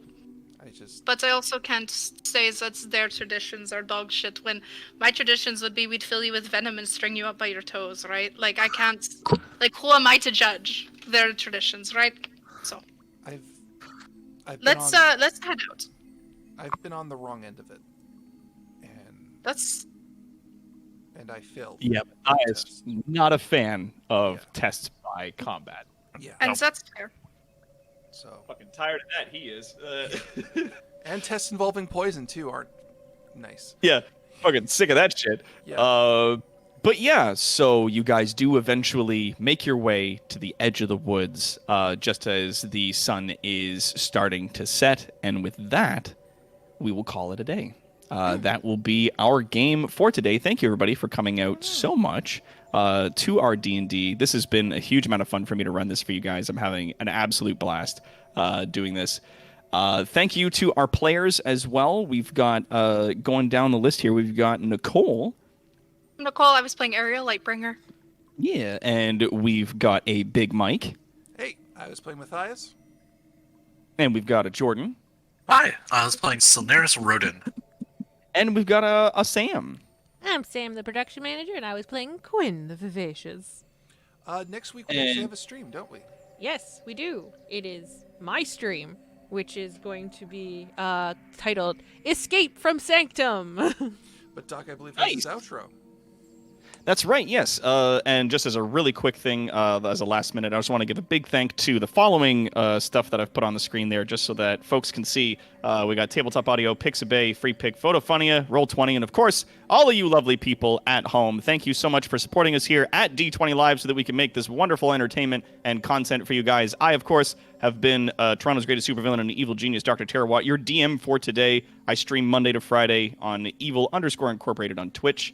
And we will see you again next time on D20 Live! Bye, everybody! Bye. Woo!